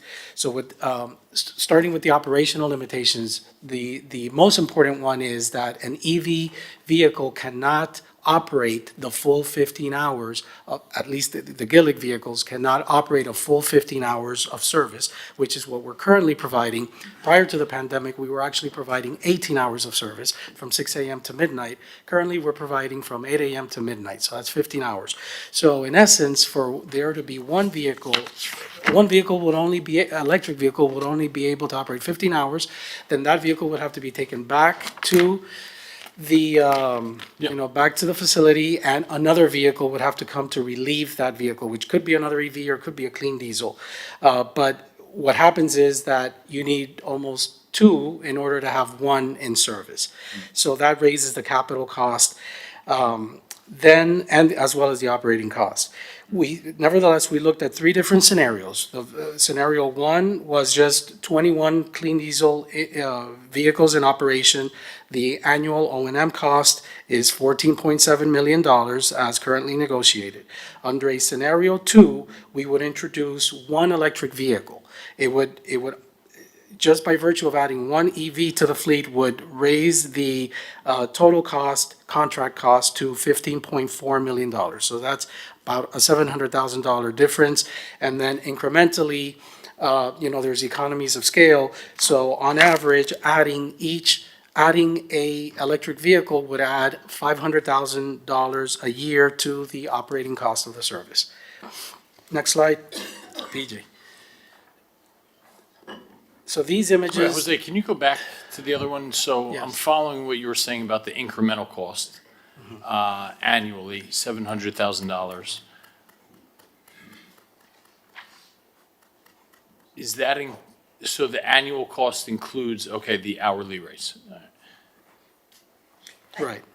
So the hourly There you rate have for both the diesel hourly is rate increase. 127, and then the hourly rate for an EV is 248. Is that how I should think of this?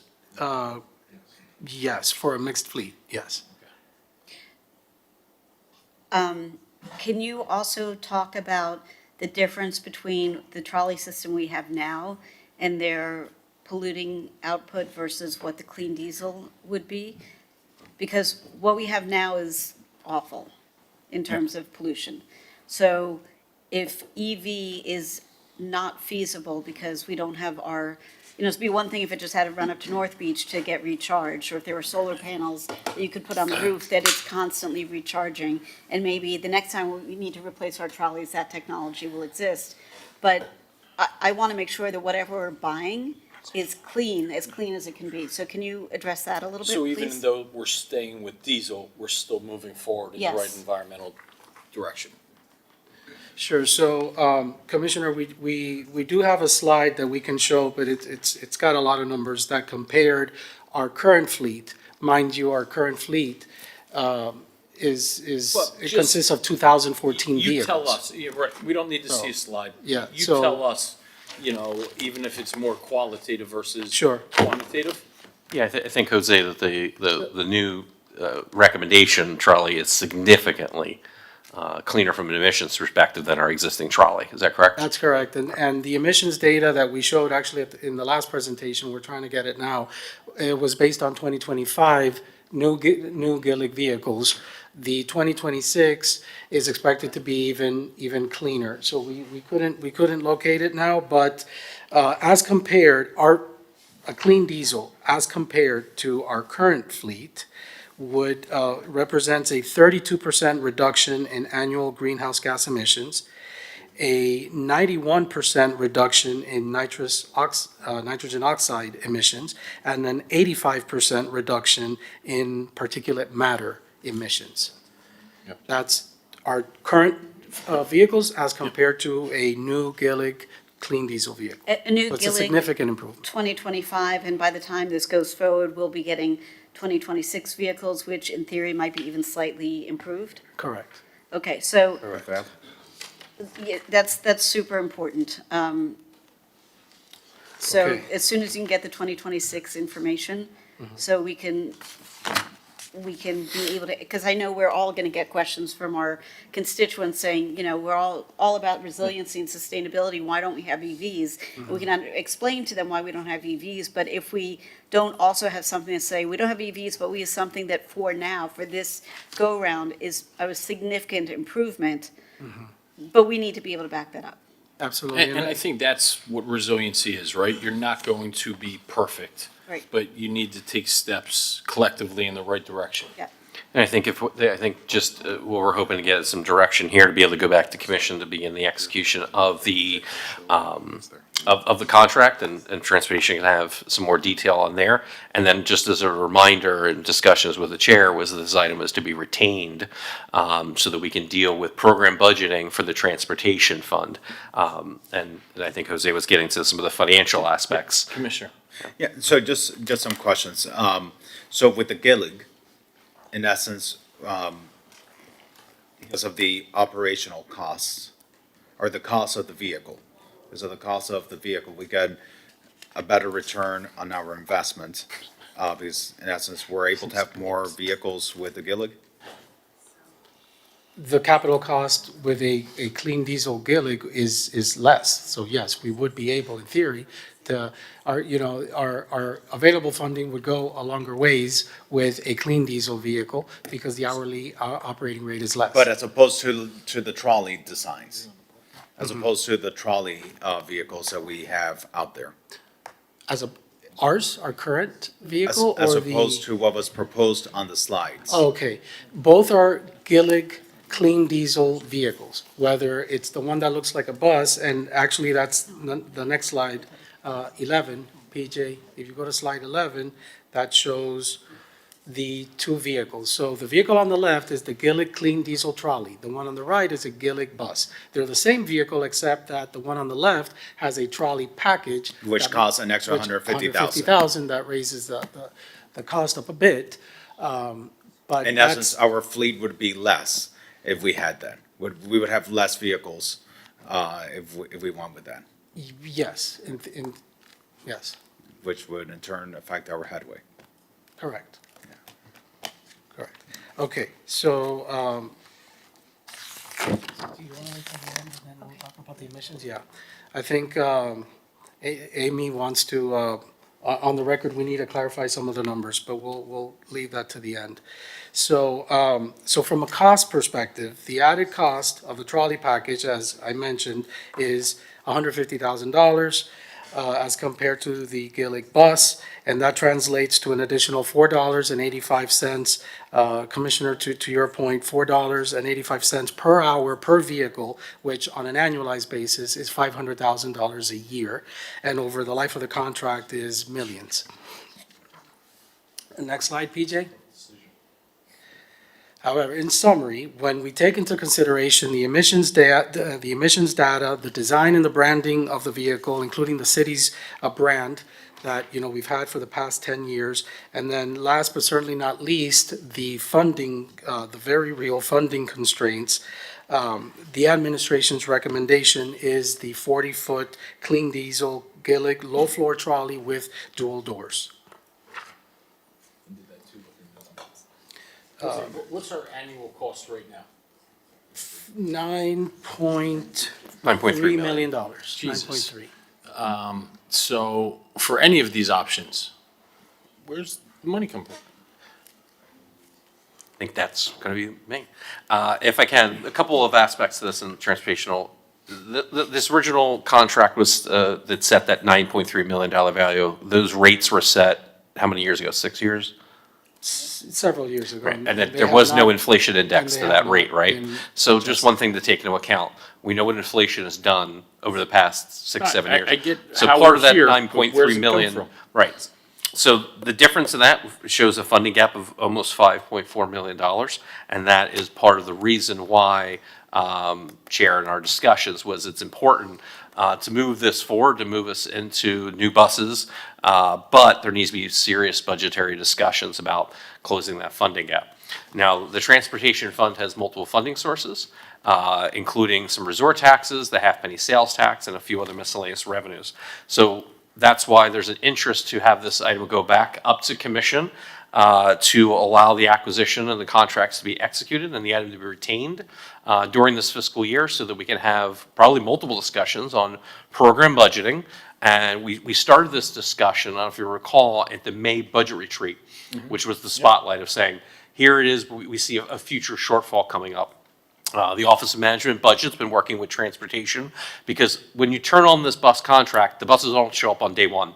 They get ordered, there's lead time, and this is going to be a 2 to 3 year out rollout period of that. So it's all that hit is not going to happen immediately. So OMB has looked at this and they'll be presenting this in the future. But we have probably, because the fund itself does have healthy reserves, but we will be utilizing those reserves over the next couple of years. So this is something we should fix now in this upcoming fiscal year, but we have probably 2 to 4 years worth of funding to where we would have an issue where the general fund would have to support this.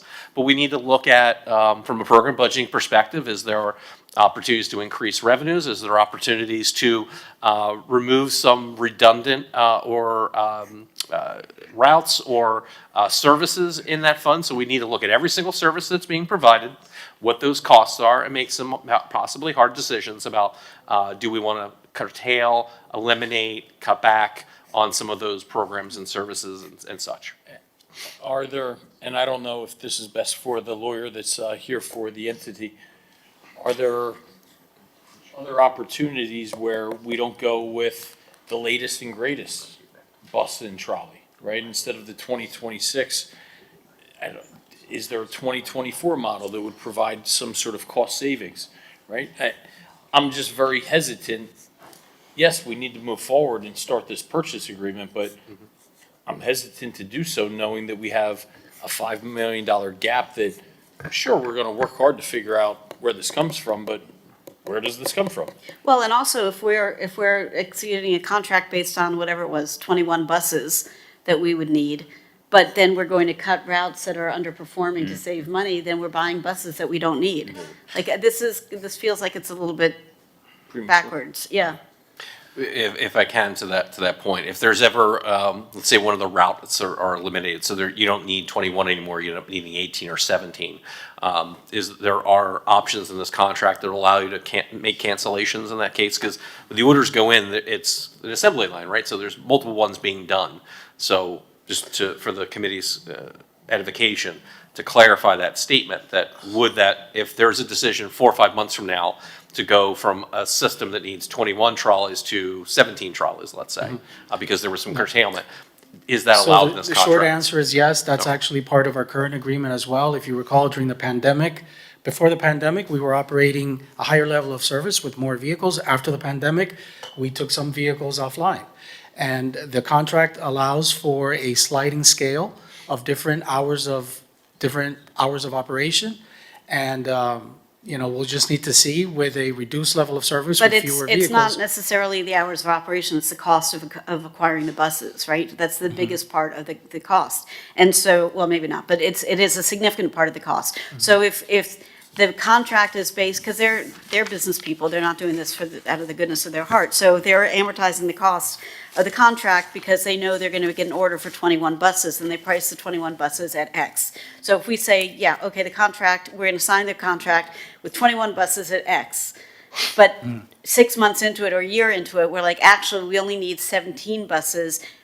Will that still be at X, or are they going to jack up the price, the per unit price, to try to get to their full amount that they had budgeted or that they had expected? Right, the hourly rate is locked in, right? I'm Even not if you- talking about the hourly, I'm talking about the cost of buying the bus. But that's If part I of this understand contract. your question, Commissioner, I think, yes, the capital cost is fixed. In the contract, there's a provision for different levels of service. If we believe that we no longer need a fleet of 21 and we can do with less, the contract has a provision where the city would have to pay the unamortized cost of the vehicles. Because So, the okay, so vehicles that's would be exactly purchased. what I'm getting at. So my understanding is that even if we say, you know what, we're going to cut these 2 routes, we now only need 17 buses instead of 21, we still have to pay the full amount of the purchase price of the 21 buses. At this time, or at Once the time of the we change? sign the contract, we're talking about, we're going to find a way to mitigate the costs, right? And it might be that we drop a couple of routes. In that case, we might not need 21 buses. We might only need 17 to service those routes really well. We're paying X number of dollars for 21 buses. So if we now say in a year from now, you know what? I know you haven't built all 21 buses, so you haven't put any money out, but we only need 17 buses. So we will pay 17 times the cost of each of the buses that we negotiated. But what they might say is, no, you need to pay 17 times the cost of what the entirety, I don't know how to, do you understand what I'm saying, Joe? Yes. You can explain We no it better. longer need 21, we only need 17. Right, so, but What they, happens but. We've already is- put that large upfront CapEx out. And so, but we wouldn't have necessarily put that large CapEx out because we would be paying as we go. But they could conceivably jack up the pricing of the remaining buses to equal the total amount of revenue they would have generated by selling us 21 buses. Right, is there a penalty for cancellation of the number of buses that are needed? Right. So 6 months from now, we do program budgeting, and it's determined that you have a route system that only needs the 17 buses. Do we have to pay for those 4 and we can cancel those? I think that's a point that we'll need to negotiate a little further, because I don't think that specific scenario is contemplated. I know the selected vendor is here today. I'm not sure if you want to hear from them, but they do need to order the vehicles, and there's an upfront capital cost associated with that. I don't know if they would get that money back or some of that money back. No, so look, you know? I know Mike, do you want to come to the podium? If you don't mind, through the chair. Look, I know building sneakers is not the same as building buses, but at the end of the day, it's building widgets, right? So we are not building custom buses. We're not even talking about wrapping them necessarily differently. So there's no mold amortization, there's no capital startup amortization, there's no factory production startup costs, other than you're running another line, right? So So we don't have to amortize those costs for the company because they're making these buses for lots of other people. So what we are doing is we are paying for the widgets that you're making for cities all over the country. So there should be no penalty for cancellation because you didn't have to make new molds. You're not retooling a factory line. You're not hiring new people because we're not getting them all at once. We're getting them as they roll off the factory line. So there's no extension of the factory to be able to handle this capacity. If we had said, we're going to need 21 buses and we need all 21 of them tomorrow, and then halfway through, we're like, oh, just kidding, we need 17, that's a different conversation because you would have paid extra people, built different lines, outsourced some stuff, but that's not what's going on. So, not to put you on the spot, but, what gives, man? So, for the record, Mr. Chair, Commissioners, Mike Llorente with LSN Law, we represent LSF. All your points are very valid points. I agree with absolutely everything you said. What I can tell you is that the standard, well, number one, these vehicles are in very, very high demand, right? Which is why you have, there's quite a lengthy period before all the vehicles are delivered. The standard contract with Gillig requires a 20% non-refundable deposit. That's fine. We have secured what we think is favorable pricing.